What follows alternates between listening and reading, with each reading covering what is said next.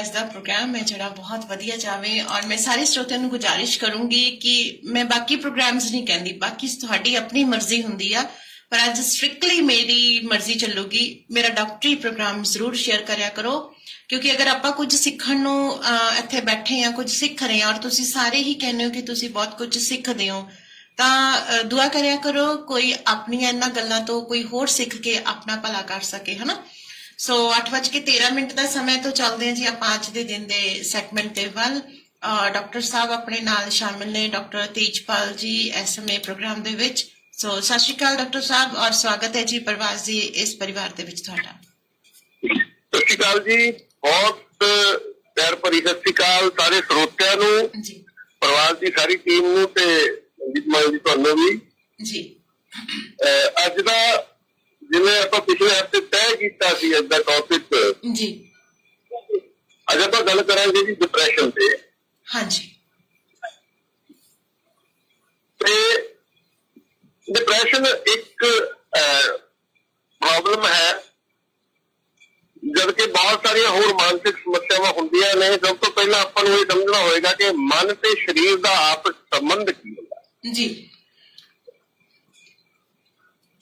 ਮਨ ਸਾਡੇ ਸਰੀਰ ਦੇ ਵਿੱਚ ਕੋਈ ਪੁਰਜਾ ਨਹੀਂ ਹੈ ਮਨ ਨਾਂ ਦਾ ਜੀ, ਜਿਹਦਾ ਅਸੀਂ ਇਲਾਜ ਕੋਈ ਦਵਾ ਖਾ ਕੇ ਕਰ ਲਈਏ ਜਾਂ ਮਤਲਬ ਅਸੀਂ ਕੋਈ ਕਿਸੇ ਹੋਰ ਕਿਸਮ ਦਾ ਟ੍ਰੀਟਮੈਂਟ ਲੈ ਕੇ ਉਹਦਾ ਇਲਾਜ ਕਰ ਦਈਏ, ਚੰਗੀ ਡਾਈਟ ਖਾ ਕੇ। ਮਤਲਬ ਮਨ ਜਿਹੜਾ ਹੈ, ਮਨ ਕੋਈ ਆਰਗਨ ਨਹੀਂ ਹੈ, ਮਨ ਹੈ ਸਾਡਾ ਵਿਚਾਰ। ਠੀਕ ਹੈ, ਬਿਲਕੁਲ ਜੀ। ਤੇ ਮਨ ਸਾਡੇ ਸਰੀਰ ਨੂੰ, ਮਨ ਤੇ ਸਰੀਰ ਦਾ ਇਹਦਾ ਗੂੜਾ ਸੰਬੰਧ ਹੈ ਕਿ ਅਗਰ ਮਨ ਤੰਦਰੁਸਤ ਨਹੀਂ ਹੈ ਤਾਂ ਸਰੀਰ ਤੰਦਰੁਸਤ ਰਹਿ ਹੀ ਨਹੀਂ ਰਹਿ ਸਕਦਾ, ਬਿਲਕੁਲ ਨਹੀਂ ਰਹਿ ਸਕਦਾ ਜੀ। ਤੇ ਅਗਰ ਸਰੀਰ ਤੰਦਰੁਸਤ ਨਹੀਂ ਹੈ ਤਾਂ ਵੀ ਮਨ ਤੰਦਰੁਸਤ ਨਹੀਂ ਹੋਗਾ ਜੀ। ਤੇ ਦੋਨੋਂ ਚੀਜ਼ਾਂ ਆਪਸ ਦੇ ਵਿੱਚ ਜੁੜੀਆਂ ਹੋਈਆਂ ਨੇ, ਆਪਸ ਦੇ ਵਿੱਚ ਬਹੁਤ ਗੂੜਾ ਸੰਬੰਧ ਹੈ। ਮਨ ਦੇ ਬਾਰੇ ਚ ਬਹੁਤ ਸਾਰੀਆਂ ਗੱਲਾਂ ਗੁਰਬਾਣੀ ਚ ਲਿਖਿਆ, ਮਨ ਜੀਤਾ ਜਗ ਜੀਤ। ਹਾਂਜੀ, ਜਿਹੜਾ ਵਿਅਕਤੀ ਮਨ ਨੂੰ ਜਿੱਤ ਲੈਂਦਾ ਹੈ, ਮਨ ਤੇ ਕਾਬੂ ਪਾ ਲੈਂਦਾ ਹੈ, ਉਹ ਸਮਝ ਲਓ ਦੁਨੀਆ ਜਿੱਤ ਸਕਦਾ ਹੈ ਜੀ। ਇੱਕ ਹੋਰ ਕਹਾਵਤ ਕਹੀ ਜਾਂਦੀ ਹੈ, ਮਨ ਕੇ ਜੀਤੇ ਜੀਤ ਹੈ, ਮਨ ਕੇ ਹਾਰੇ ਹਾਰ। ਹਾਂ, ਬਿਲਕੁਲ, ਆਪਣੇ ਮਨ ਦੇ ਨਾਲ ਜਿੱਤ ਜੀ। ਜਿਹੜਾ ਵਿਅਕਤੀ ਮਨ ਤੋਂ ਹਾਰ ਜਾਂਦਾ ਨਾ, ਉਹ ਸੱਚਮੁੱਚ ਹਾਰ ਜਾਂਦਾ। ਦੁਨੀਆ ਦੀ ਕੋਈ ਤਾਕਤ ਉਹਨੂੰ ਜਿਤਾ ਨਹੀਂ ਸਕਦੀ। ਤੇ ਜੇ ਕੋਈ ਮਨ ਤੋਂ ਜਿੱਤ ਲੈਂਦਾ ਤਾਂ ਦੁਨੀਆ ਦੀ ਤਾਕਤ ਜਿਹੜੀ ਹੈ ਉਹਨੂੰ ਹਰਾ ਨਹੀਂ ਸਕਦੀ ਜੀ। ਤੇ ਮਨ ਦਾ ਹੀ ਇੱਕ ਰੋਗ ਹੈ ਜਿਹਨੂੰ ਆਪਾਂ ਡਿਪਰੈਸ਼ਨ ਕਹਿੰਦੇ ਆ, ਉਦਾਸੀ ਆਪਾਂ ਇਹਨੂੰ ਕਹਿੰਦੇ ਆ। ਅਸਲ ਚ ਮਨੁੱਖ ਦਾ ਜਿਹੜਾ ਸੁਭਾਅ ਹੈ ਉਹਦੇ ਵਿੱਚ ਇਹ ਸਾਰੀਆਂ ਚੀਜ਼ਾਂ ਸ਼ਾਮਿਲ ਨੇ। ਖੁਸ਼ੀ ਹੈ, ਗਮੀ ਹੈ, ਦੁੱਖ ਹੈ, ਤਕਲੀਫ ਹੈ, ਇਹ ਸਾਰੀਆਂ ਚੀਜ਼ਾਂ ਸਾਡੀ ਜ਼ਿੰਦਗੀ ਨਾਲ ਜੁੜੀਆਂ ਹੋਈਆਂ ਨੇ। ਮਾਫੀ ਚਾਹੂੰਗੀ, ਮੈਂ ਤੁਹਾਨੂੰ ਇੱਥੇ ਥੋੜਾ ਜਿਹਾ ਸਟਾਪ ਕਰੂੰਗੀ ਔਰ ਗੁਜ਼ਾਰਿਸ਼ ਕਰੂੰਗੀ ਆਪਣੇ ਸਰੋਤਿਆਂ ਨੂੰ ਕਿ ਸਰੋਤਿਓ, ਅਗਰ ਤੁਸੀਂ ਕੋਈ ਸਵਾਲ ਆਪਣੇ ਤੇ ਲਾ ਕੇ ਪੁੱਛਦੇ ਹੋ, ਮਤਲਬ ਤੁਹਾਡੇ ਕੋਈ ਜ਼ਿਹਨ ਦੇ ਵਿੱਚ ਸਵਾਲ ਹੈ, ਉਹ ਤੁਹਾਡੇ ਨਾਲ ਬੀਤ ਰਿਹਾ ਜਾਂ ਤੁਸੀਂ ਉਸ ਨੂੰ ਹੰਢਾ ਰਹੇ ਹੋ, ਤੁਸੀਂ ਮੈਨੂੰ ਮੇਰੇ WhatsApp ਨੰਬਰ ਤੇ ਭੇਜ ਦਿਓ ਸਵਾਲ। ਇਸ ਜੋ ਅਸੀਂ ਗੱਲਬਾਤ ਕਰ ਰਹੇ ਹਾਂ ਡਿਪਰੈਸ਼ਨ ਤੇ, ਸਿਰਫ ਮੈਂ ਉਹਦੀ ਗੱਲ ਕਰ ਰਹੀ ਹਾਂ। ਤੁਸੀਂ ਮੈਨੂੰ 953007 600134 ਤੇ ਭੇਜ ਸਕਦੇ ਹੋ, ਬਸ਼ਰਤੇ ਇਹ ਕਿ ਮੈਂ, ਜੇ ਤੁਸੀਂ ਚਾਹੋਗੇ ਮੈਂ ਦੱਸਾਂ ਤਾਂ ਮੈਂ ਨਹੀਂ ਵੀ ਦੱਸਣਾ ਵੀ ਕਿਹਦਾ ਮੈਸੇਜ ਹੈ, ਮੈਂ ਸਿਰਫ ਔਰ ਸਿਰਫ ਸਵਾਲ ਰੱਖੂੰਗੀ। ਕਿਉਂਕਿ ਡਾਕਟਰ ਸਾਹਿਬ, ਮੈਂ ਨਾ ਤੁਹਾਡੇ ਨਾਲ ਇਹ ਗੱਲ ਕਰਦੀ ਹਾਂ, ਇੱਕ ਇਹੋ ਜਿਹਾ ਵਿਸ਼ਾ ਹੈ ਇਹ ਕਿ ਜਿਹਦਾ ਅਸੀਂ ਖੁੱਲ ਕੇ ਦੂਜੇ ਦੇ ਨਾਲ ਗੱਲਬਾਤ ਵੀ ਨਹੀਂ ਕਰ ਸਕਦੇ। ਅਗਲਾ ਕਹਿੰਦਾ ਅੱਛਾ, ਫਿਰ ਪਤਾ ਇੱਥੋਂ ਕੀ ਗੱਲ ਚੱਲਦੀ ਹੈ, ਅੱਛਾ ਤੁਹਾਡਾ ਇਹ ਪੇਸ਼ੈਂਟ ਫਿਰ ਤਾਂ ਪਾਗਲ ਹੋ ਜਾਏਗਾ, ਹੁਣ ਇਹ ਤਾਂ ਪਾਗਲਪਨ ਦੀ ਬਿਮਾਰੀ ਹੈ। तो बड़े सारे सवाल उठते हैं इस करके डिप्रैशन की है ते हार्ड डिप्रैशन हुण आपां इन्हां सब गल्लां दे विच आवांगे। सो मैं श्रोतियां नूं गुजारिश करूंगी, अगर तुहाडा कोई सवाल होया तां जरूर तुसीं मैनूं WhatsApp कर दिओ। अगर इस जो साडीआं गल्लां चल रहीआं ने उस दे अकॉर्डिंग तां मैं जरूर तुहाडा सवाल रखूंगी। हाँ जी डॉक्टर साहब जी, तो ये सारा साडा सुभाਅ दा हिस्सा है जी, साडी जिंदगी दा हिस्सा है। हाँ जी, उदास होना, खुश होना, ये सारिया चीजा भी साडे जीवन नाल जुड़िया हुई है ਜੀ ਲੇਕਿਨ ਜਦੋਂ ਇਹ ਉਦਾਸੀ ਦਾ ਇੱਕ ਸਮਾਂ ਹੁੰਦਾ ਹੈ, ਆਪਣੇ ਨਾਲ ਕੋਈ ਘਟਨਾ ਵਾਪਰਦੀ ਹੈ, ਕਿਸੇ ਕਿਸਮ ਦਾ ਸਾਡਾ ਕੋਈ ਮਿੱਤਰ ਪਿਆਰਾ ਇਸ ਦੁਨੀਆ ਤੋਂ ਚਲਿਆ ਜਾਂਦਾ ਹੈ, ਮਨ ਬੜਾ ਉਦਾਸ ਹੁੰਦਾ ਹੈ, ਬੜਾ ਦੁਖੀ ਹੁੰਦਾ ਹੈ, ਸ਼ੌਕ ਚ ਹੁੰਦਾ ਹੈ, ਤੇ ਕੁਝ ਦਿਨਾਂ ਬਾਅਦ, ਕੁਝ ਸਮੇਂ ਬਾਅਦ ਮਨ ਨਾਰਮਲ ਹੋ ਜਾਂਦਾ ਹੈ। ਜੀ ਇਵੇਂ ਕੋਈ ਖੁਸ਼ੀ ਦੀ ਘਟਨਾ ਸਾਡੇ ਨਾਲ ਹੁੰਦੀ ਹੈ, ਵਿਆਹ ਹੁੰਦਾ ਹੈ, ਸ਼ਾਦੀ ਹੁੰਦੀ ਹੈ, ਬੱਚੇ ਦਾ ਪੈਦਾ ਹੋਣਾ ਜਾਂ ਹੋਰ ਬਹੁਤ ਸਾਰੀਆਂ ਖੁਸ਼ੀਆਂ ਹੁੰਦੀਆਂ ਨੇ, ਅਸੀਂ ਖੁਸ਼ ਹੁੰਦੇ ਹਾਂ ਤੇ ਕੁਝ ਸਮੇਂ ਬਾਅਦ ਨਾਰਮਲ ਹੋ ਜਾਂਦਾ। ਜੀ ਇਹ ਇੱਕ ਆਮ ਚੀਜ਼ ਹੈ, ਸਾਡੇ ਜੀਵਨ ਦਾ ਹਿੱਸਾ ਹੈ। ਲੇਕਿਨ ਜਦੋਂ ਕੋਈ ਉਦਾਸੀ ਆਪਣੇ ਇੱਕ ਖਾਸ ਸਮੇਂ ਤੋਂ ਬਾਅਦ ਠੀਕ ਨਹੀਂ ਹੁੰਦੀ, ਉਸ ਤੋਂ ਲੰਬੀ ਚਲੀ ਜਾਂਦੀ ਹੈ, ਤਾਂ ਉਹਨੂੰ ਆਪਾਂ ਬਿਮਾਰੀ ਦਾ ਨਾਮ ਦਿੰਦੇ ਆ, ਉਹਨੂੰ ਡਿਪਰੈਸ਼ਨ ਕਹਿ ਦਿੱਤਾ ਜਾਂਦਾ। ਜੀ ਸਿੰਪਟਮ ਦੀ ਗੱਲ ਆਪਾਂ ਕਹੀਏ ਤਾਂ ਇਹਦੇ ਤੇ ਕੁਝ ਜਿਹੜੇ ਲੱਛਣ ਆਉਂਦੇ ਨੇ, ਉਹ ਨੇ ਮਤਲਬ ਮੂਡ ਜਿਹੜਾ ਉਹਦੇ ਚ ਤਬਦੀਲੀ ਆ ਜਾਂਦੀ ਹੈ। ਜੀ ਜਿਹੜਾ ਬੰਦਾ ਕਈ ਵਾਰ ਹਰ ਵਾਰ ਚਹਿਕਦਾ ਰਹਿੰਦਾ, ਉਹ ਉਦਾਸ ਇੱਕਦਮ ਚੁੱਪਚਾਪ ਹੋ ਜਾਂਦਾ, ਰੋਣ ਦਾ ਜੀ ਕਰਦਾ ਜੀ ਬਿਨਾਂ ਵਜ੍ਹਾ, ਮਤਲਬ ਰੋਣ ਲੱਗ ਜਾਂਦਾ, ਜੇ ਛੋਟੀ ਛੋਟੀ ਗੱਲ ਤੇ ਰੋਣਾ ਨਿਕਲ ਜਾਂਦਾ। ਜੀ ਦੂਸਰਾ ਲੱਛਣ ਜਿਹੜਾ ਹੁੰਦਾ ਉਹਦੇ ਚ ਲੈਕ ਆਫ ਇੰਟਰਸਟ, ਮਤਲਬ ਦਿਲਚਸਪੀ ਘਟ ਜਾਂਦੀ ਹੈ ਬੰਦੇ ਦੀ ਜੀ ਕਿਸੇ ਵੀ ਕੰਮ ਨੂੰ। ਮੰਨ ਲਓ ਬੰਦਾ ਡਿਪਰੈਸ਼ਨ ਚ ਹੈ, ਉਹਦੇ ਘਰ ਚ ਵਿਆਹ ਹੈ, ਉਹ ਬਾਕੀ ਸਾਰਾ ਟੱਬਰ ਇੱਧਰ ਉੱਧਰ ਤੁਰਿਆ ਫਿਰਦਾ, ਕੰਮਾਂ ਚ ਤੁਰਿਆ ਫਿਰਦਾ, ਲੇਕਿਨ ਉਹ ਬੰਦਾ ਕਿਸੇ ਚੀਜ਼ ਦਿਲਚਸਪੀ ਨਹੀਂ ਲੈ ਰਿਹਾ। ਦਿਲਚਸਪੀ ਹਰ ਚੀਜ਼ ਦੇ ਵਿੱਚ ਉਹਦੀ ਦਿਲਚਸਪੀ ਜਿਹੜੀ ਘਟ ਜਾਂਦੀ ਹੈ। ਜੀ ਤੀਸਰਾ ਲੱਛਣ ਜਿਹੜਾ ਇਹਦਾ ਹੁੰਦਾ, ਉਹ ਹੁੰਦਾ ਐਪੇਟਾਈਟ, ਮਤਲਬ ਉਹਦੇ ਖਾਣ ਦੀਆਂ ਜਿਹੜੀਆਂ ਆਦਤਾਂ ਨੇ ਜੀ ਉਹਦੇ ਤਬਦੀਲੀ ਆ ਜਾਂਦੀ ਹੈ। ਬਹੁਤ ਸਾਰੇ ਕੇਸਾਂ 'ਚ ਜਿਹੜੀ ਭੁੱਖ ਘਟ ਜਾਂਦੀ ਹੈ, ਮਰੀਜ਼ ਨੂੰ ਭੁੱਖ ਘਟ ਲੱਗਦੀ ਹੈ ਤੇ ਉਹਦਾ ਭਾਰ ਵੀ ਘਟਣਾ ਸ਼ੁਰੂ ਹੋ ਜਾਂਦਾ, ਇਸ ਕਰਕੇ ਕਮਜ਼ੋਰ ਹੋਣਾ ਸ਼ੁਰੂ ਹੋ ਜਾਂਦਾ। ਜੀ ਲੇਕਿਨ ਡਿਪਰੈਸ਼ਨ ਦੇ ਕੁਝ ਕੇਸਾਂ ਦੇ ਵਿੱਚ ਭੁੱਖ ਵੱਧ ਵੀ ਜਾਂਦੀ ਹੈ। ਜੀ ਜ਼ਰੂਰਤ ਤੋਂ ਜ਼ਿਆਦਾ ਭੁੱਖ ਲੱਗਣ ਲੱਗ ਜਾਂਦੀ ਹੈ ਤੇ ਭਾਰ ਵੀ ਵਧਣਾ ਸ਼ੁਰੂ ਹੋ ਜਾਂਦਾ। ਜੀ ਅਗਲਾ ਲੱਛਣ ਜਿਹੜਾ ਉਹ ਹੈ ਨੀਂਦ। ਨੀਂਦ ਡਿਸਟਰਬ ਹੋ ਜਾਂਦੀ ਹੈ। ਇਹ ਵੀ ਦੋਏ ਤਰੀਕੇ ਨਾਲ, ਜਾਂ ਤਾਂ ਨੀਂਦ ਆਉਂਦੀ ਨਹੀਂ, ਬਾਰ-ਬਾਰ ਟੁੱਟ ਜਾਂਦੀ ਹੈ ਨੀਂਦ, ਤੇ ਜਾਂ ਬਹੁਤ ਜ਼ਿਆਦਾ ਨੀਂਦ ਆਉਂਦੀ ਹੈ। ਜੀ ਸੁੱਤਾ ਹੀ ਰਹਿੰਦਾ ਬੰਦਾ ਲੰਬਾ ਸਮਾਂ, ਮਤਲਬ ਜਦੋਂ ਦਿਲ ਕਰਦਾ ਉਦੋਂ ਸੌ ਜਾਂਦਾ। ਜੀ ਤੇ ਅਗਲਾ ਲੱਛਣ ਉਹ ਐਨਰਜੀ ਲੈਵਲ ਜਿਹੜਾ ਹੈ ਉਹ ਬਹੁਤ ਥੱਲੇ ਲੋ ਹੋ ਜਾਂਦਾ ਹੈ। ਜੀ ਕੰਮ ਕਰਨ ਨੂੰ ਦਿਲ ਨਹੀਂ ਕਰਦਾ, ਮਤਲਬ ਹਿੰਮਤ ਹੀ ਨਹੀਂ ਹੁੰਦੀ ਬੰਦੇ ਦੀ। ਜੀ ਹਰ ਵੇਲੇ ਬੁਝਿਆ ਹਰ ਵੇਲੇ ਸੁਸਤ। ਅਗਲਾ ਲੱਛਣ ਜਿਹੜਾ ਉਹਦਾ ਹੁੰਦਾ ਜੀ ਗਿਲਟ, ਉਹਨੂੰ ਬੰਦੇ ਨੂੰ ਦੋਸ਼ ਭਾਵਨਾ ਜਿਹੜੀ ਉਹਨੂੰ ਆਪਣੇ ਆਪ ਆਉਣੀ ਸ਼ੁਰੂ ਹੋ ਜਾਂਦੀ, ਵੀ ਉਹਨੂੰ ਇਹ ਲੱਗਣ ਲੱਗ ਪੈਂਦਾ ਵੀ ਮੇਰੀ ਗਲਤੀ ਹੈ, ਜੋ ਕੁਝ ਹੋ ਰਿਹਾ ਹੈ ਉਹਦੇ ਚ ਮੈਂ ਜ਼ਿੰਮੇਵਾਰ ਹਾਂ, ਜੋ ਵੀ ਗਲਤ ਹੋ ਰਿਹਾ ਉਹਦੇ ਚ ਮੇਰੀ ਗਲਤੀ ਹੈ। ਉਹਨੂੰ ਆਪਣੇ ਆਪ ਦੇ ਅੰਦਰ ਇੱਕ ਇਹੋ ਜਿਹੀ ਭਾਵਨਾ ਆਉਣੀ ਸ਼ੁਰੂ ਹੋ ਜਾਂਦੀ ਹੈ, ਉਹ ਆਪਣੇ ਆਪ ਨੂੰ ਦੋਸ਼ੀ ਸਮਝਣ ਲੱਗ ਜਾਂਦਾ। ਅਗਲਾ ਜਿਹੜਾ ਲੱਛਣ ਉਹ ਹੈ ਜੀ ਕੰਸੰਟਰੇਸ਼ਨ, ਮਤਲਬ ਉਹਦਾ ਧਿਆਨ ਨਹੀਂ ਕੇਂਦਰਿਤ, ਚਾਹੇ ਉਹ ਪੜ੍ਹਾਈ ਹੈ, ਅਗਰ ਕੋਈ ਵਿਦਿਆਰਥੀ ਹੈ ਤਾਂ ਉਹਦਾ ਪੜ੍ਹਨ ਚ ਮਨ ਨਹੀਂ ਲੱਗਦਾ, ਕੇਂਦਰਿਤ ਨਹੀਂ ਹੁੰਦਾ ਉਹਦਾ ਮਨ, ਧਿਆਨ ਕੇਂਦਰਿਤ ਨਹੀਂ ਹੁੰਦਾ, ਭਟਕਦਾ ਰਹਿੰਦਾ।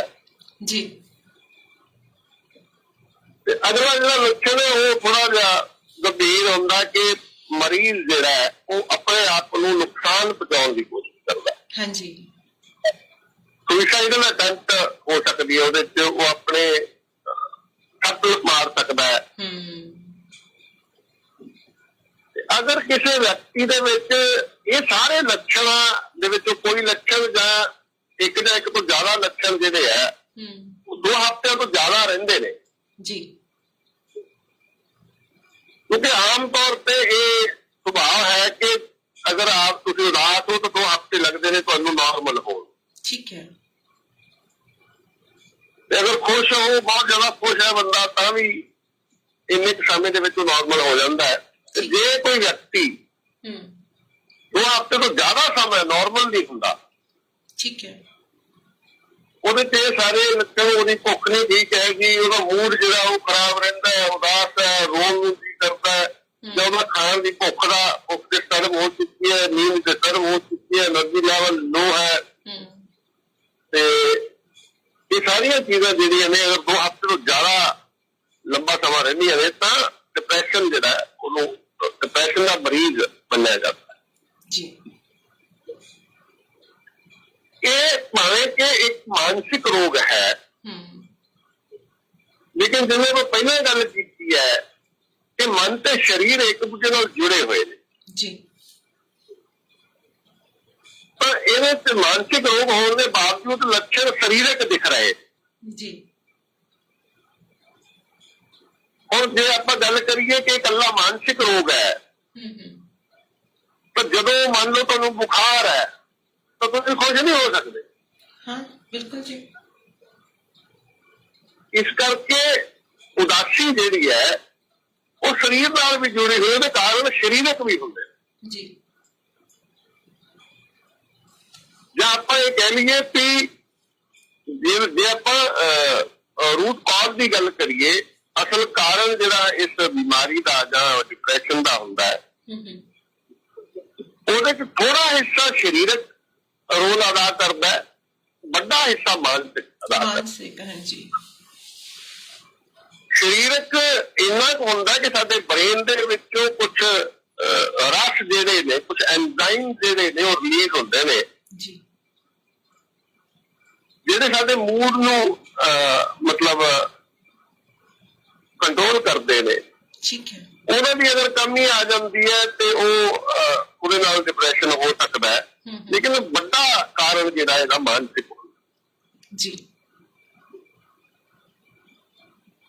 ਤੇ ਜਿਹੜਾ ਇਲਾਜ ਦੀ ਆਪਾਂ ਜਦੋਂ ਗੱਲ ਕਰਦੇ ਆ ਤਾਂ ਜਦੋਂ ਆਪਾਂ ਐਲੋਪੈਥੀ ਦੇ ਇਲਾਜ ਕਰਨੇ ਆ ਜੀ ਤਾਂ ਇਹਦੇ ਲਈ ਅਲੱਗ-ਅਲੱਗ ਤਰ੍ਹਾਂ ਦੀਆਂ ਦਵਾਈਆਂ ਆਉਂਦੀਆਂ ਬਿਲਕੁਲ ਜੀ। ਉਹਦੇ ਚ ਇੱਕ ਤਾਂ ਉਹ ਦਵਾਈਆਂ ਆਉਂਦੀਆਂ ਨੇ ਜਿਹੜੀਆਂ ਉਹ ਜਿਹੜੇ ਨਹੀਂ ਨੇ, ਜਿਹੜੀਆਂ ਉਹ ਜਿਹੜੇ ਕੈਮੀਕਲ ਨੇ, ਜਿਹਨੂੰ ਆਪਾਂ ਕੈਮੀਕਲ ਲੋਚਾ ਕਹਿੰਦੇ ਆ ਬ੍ਰੇਨ ਦੇ ਵਿੱਚ, ਹਾਂਜੀ, ਉਹ ਚੀਜ਼ਾਂ ਨੂੰ ਜਿਹੜੇ ਘੱਟ ਬਣ ਰਹੇ ਨੇ ਉਹਨਾਂ ਨੂੰ ਵਧਾਉਣ ਲਈ ਜੀ ਕੰਮ ਕਰਦੀਆਂ ਨੇ ਕੁਝ ਦਵਾਈਆਂ। ਤੇ ਜ਼ਿਆਦਾਤਰ ਦਵਾਈਆਂ ਜਿਹੜੀਆਂ ਨੇ ਉਹ ਮਰੀਜ਼ ਨੂੰ ਸੁਲਾ ਕੇ ਰੱਖਣ ਦੇ ਵਿੱਚ ਕੰਮ ਕਰਦੀਆਂ ਨੇ ਕਿ ਮਰੀਜ਼ ਵੱਧ ਸਮਾਂ ਸੁੱਤਾ ਰਹੇ, ਤਾਂ ਕਿ ਉਹਦੇ ਮਨ ਦੇ ਉੱਪਰ ਉਸ ਗੱਲ ਦਾ ਅਸਰ ਹੈ ਜਿਹੜਾ ਜਿਹੜੀ ਵੀ ਚੀਜ਼ ਨੂੰ ਲੈ ਕੇ ਉਹ ਡਿਸਟਰਬ ਹੋਇਆ, ਉਸ ਚੀਜ਼ ਦਾ ਅਸਰ ਜਿਹੜਾ ਉਹਦੇ ਮਨ ਤੋਂ ਉਹਨੂੰ ਭੁੱਲ ਗਏ ਹੋਤੀ। ਕਿਉਂਕਿ ਉਹ ਪਿੱਛੇ ਜੇ ਆਪਾਂ ਇੱਕ ਗੱਲ ਕੀਤੀ ਸੀ ਨਾ, ਮੇਰੇ ਇੱਕ ਫਰੈਂਡ ਨੂੰ ਹੋਇਆ ਸੀ ਇਹੀ ਹਾਰਟ ਡਿਪਰੈਸ਼ਨ। ਸੋ ਉਹਦੀ ਜਿਹੜੀ ਮੈਡੀਸਨ ਸੀ ਉਹ ਇਹੀ ਸੀਗਾ ਕਿ ਸਾਰਾ ਦਿਨ ਉਹਨੂੰ ਸੁਸਤੀ ਚੜ੍ਹਦੀ ਸੀਗੀ, ਔਰ ਵਿੱਚ ਦੀ ਜਦੋਂ ਕੁਝ ਖਾਣ ਦਾ ਉਹਨੂੰ ਖਵਾਉਣਾ ਹੁੰਦਾ ਸੀ ਜਾਂ ਮੈਡੀਸਨ ਦੇਣੀ ਹੁੰਦੀ ਸੀ, ਉਦੋਂ ਉਠਾਇਆ ਜਾਂਦਾ ਸੀਗਾ, ਫਿਰ ਖਵਾ ਪਿਆ ਕੇ ਦਵਾਈ ਦੇ ਕੇ ਕੁਝ ਮਿੰਟ ਉਹਦੇ ਨਾਲ ਗੱਲਾਂ ਕੀਤੀਆਂ ਜਾਂਦੀਆਂ ਸੀ, ਵਧੀਆ ਗੱਲਾਂ। ਫਿਰ ਵਾਪਸ ਤੋਂ ਮਤਲਬ ਉਹਨੂੰ ਫਿਰ ਕਿਹਾ ਜਾਂਦਾ ਸੀ ਕਿ ਰੈਸਟ ਕਰ, ਹੁਣ ਤੂੰ ਸੋ। ਤੇ ਉਹ ਸੌਂਦੀ ਵੀ ਇੰਨੀ ਸੀ, ਘੂਕ ਸੌ ਜਾਂਦੀ ਸੀਗੀ, 8-8 10-10 ਘੰਟੇ ਸੁੱਤੀ ਰਹਿੰਦੀ ਸੀ। ਹੁਣ ਜਦ ਕਿ ਉਹ ਇਸ ਬਿਮਾਰੀ ਤੋਂ ਥੋੜੀ ਬਾਹਰ ਆ ਚੁੱਕੀ ਹੈ, ਮਤਲਬ ਮੈਂ ਕਹਾਂ ਮੈਂ ਹਲੇ ਵੀ ਉਹਦੀਆਂ ਗੱਲਾਂ ਨੂੰ ਵਾਚ ਕਰਦੀ ਹੁੰਨੀ ਆ, ਅੱਜ ਵੀ ਉਹਦੀਆਂ ਗੱਲਾਂ ਦੇ ਵਿੱਚ ਥਕਾਵਟ ਹੈਗੀ, ਅੱਜ ਵੀ ਉਹਦੇ ਅੰਦਾਜ਼ ਦੇ ਵਿੱਚ ਥੋੜਾ ਜਿਹਾ ਡਰ, ਥੋੜਾ ਜਿਹਾ ਕਨਫਿਊਜ਼ਨ ਹੈਗੀ। ਔਰ ਪਤਾ ਨਹੀਂ ਉਹ ਹਾਰਡ ਮੈਡੀਸਨ ਜੋ ਉਹਨਾਂ ਨੇ ਦਿੱਤੀਆਂ ਸੀ ਉਸ ਦੀ ਇਹ ਪਕੜ ਦੇ ਵਿੱਚ ਹੈ, ਕਿਉਂਕਿ ਹਲੇ ਵੀ ਇੱਕ ਟੈਬਲੇਟ ਉਹਦੀ ਕੰਟੀਨਿਊ ਆ, ਉਹ ਛੁੱਟ ਨਹੀਂ ਰਹੀ ਹਲੇ। ਉਹ ਕਹਿੰਦੇ ਕਿ ਹਲੇ ਲੈਣੀ ਹੈ, 1-2 ਮਹੀਨਾ ਹੋਰ ਲੈਣੀ ਆ। ਤਾਂ ਬੰਦਾ ਦੇਖਦੇ ਆਪਾਂ ਕਿ ਸੱਚੀ ਗੱਲ ਹੈ ਕਿ ਇਹ ਨੀਂਦ ਵੱਲ ਜ਼ਿਆਦਾ, ਵੈਸੇ ਸਾਡੀ ਜਿਹੜੀ ਅੱਜ ਦੀ ਸਾਡੀ ਕੰਮਕਾਜੀ ਦੌੜ ਭੱਜ ਵੀ ਹੋਈ ਵੀ ਹੈ, ਮੈਨੂੰ ਲੱਗਦਾ ਡਾਕਟਰ ਸਾਹਿਬ ਇਹ ਵੀ ਇੱਕ ਡਿਪਰੈਸ਼ਨ ਦਾ ਮੇਨ ਪਾਰਟ ਹੋ ਸਕਦਾ, ਕਿਉਂਕਿ ਅਸੀਂ ਸਵੇਰੇ ਸਾਰੇ ਜਣੇ ਉੱਠ ਕੇ ਕੰਮਾਂ ਕਾਰਾਂ, ਸਾਰਾ ਦਿਨ ਸਾਡੇ ਦਿਮਾਗ ਤੇ ਇਹੀ ਹੈ ਕਿ ਲੇਟ ਨਾ ਹੋ ਜਾਈਏ, ਜਲਦੀ ਪਹੁੰਚੀਏ, ਫਿਰ ਉੱਥੇ ਆ ਵੀ ਕਰਨਾ, ਇੱਕ ਕੰਮ ਦਾ ਦਬਾਅ ਵੀ ਡਿਪਰੈਸ਼ਨ ਵੱਲ ਲੈ ਕੇ ਜਾ ਰਿਹਾ ਲੋਕਾਂ ਨੂੰ, ਮੈਨੂੰ ਇਹੋ ਲੱਗਦਾ ਹੈ। ਦੇਖੋ ਕਾਰਨ ਜਿਹੜੇ ਨੇ, ਕਾਰਨਾਂ ਤੇ ਅੱਜ ਆਪਾਂ ਗੱਲ ਹੀ ਨਹੀਂ ਕੀਤੀ। ਹਾਂਜੀ ਕਾਰਨ ਆਪਾਂ ਕੀ ਨੇ, ਕੀ ਵਜ੍ਹਾ ਹੈ ਜਿਹੜੀ ਲੋਕ ਜ਼ਿਆਦਾ ਡਿਪਰੈਸ਼ਨ 'ਚ ਜਾ ਰਹੇ ਨੇ। ਹਾਂਜੀ, ਇਹ ਬਿਮਾਰੀ ਵੱਧਦੀ ਜਾ ਰਹੀ। ਤੁਸੀਂ ਦੇਖੋ ਕਿ 8ਵੀਂ 9ਵੀਂ 10ਵੀਂ ਸਟੂਡੈਂਟ ਜਿਹੜੇ ਨੇ, ਬੱਚੇ ਜਿਹੜੇ ਨੇ, ਉਹ ਡਿਪਰੈਸ਼ਨ 'ਚ ਜਾ ਰਹੇ ਨੇ। ਮੇਰੇ ਕੋਲ ਇੱਕ ਸਵਾਲ ਵੀ ਆਇਆ ਸੀ ਸਰਬਜੀਤ ਹੋਰਾਂ ਦਾ, ਇਹ ਵੀ ਪੁੱਛ ਰਿਹਾ, ਕਹਿੰਦੇ ਕਿ ਡਾਕਟਰ ਸਾਹਿਬ ਬੱਚਿਆਂ ਨੂੰ ਵੀ ਡਿਪਰੈਸ਼ਨ ਹੋ ਸਕਦਾ? ਹੋ ਸਕਦਾ ਨਹੀਂ, ਹੋ ਰਿਹਾ ਹੈ ਜੀ। ਬਹੁਤ ਸਾਰੇ ਕੇਸਿਸ ਨੇ ਬੱਚਿਆਂ 'ਚ ਡਿਪਰੈਸ਼ਨ ਹੋ ਰਿਹਾ ਜੀ। ਤੇ ਇਹਦੇ ਕਾਰਨਾਂ ਤੇ ਜਾਂ ਦੋ ਹੀ ਚੀਜ਼ਾਂ ਆ ਜਾਣਗੇ। ਜਦੋਂ ਕਾਰਨਾਂ ਦੀ ਗੱਲ ਹੋ ਜਾਏਗੀ ਤਾਂ ਨਾਲ ਇਹ ਆ ਜਾਏਗਾ ਕਿ ਬੱਚਾ ਕਿਵੇਂ ਜਾ ਸਕਦਾ, ਬੱਚਾ ਕਿਵੇਂ ਜਾ ਸਕਦਾ ਜੀ। ਉਪਾਅ ਕੀ ਹੈ? ਮਤਲਬ ਇੱਕ ਹੋ ਗਿਆ ਇਲਾਜ, ਇੱਕ ਹੋ ਗਈ ਪ੍ਰੀਵੈਂਸ਼ਨ ਜੀ।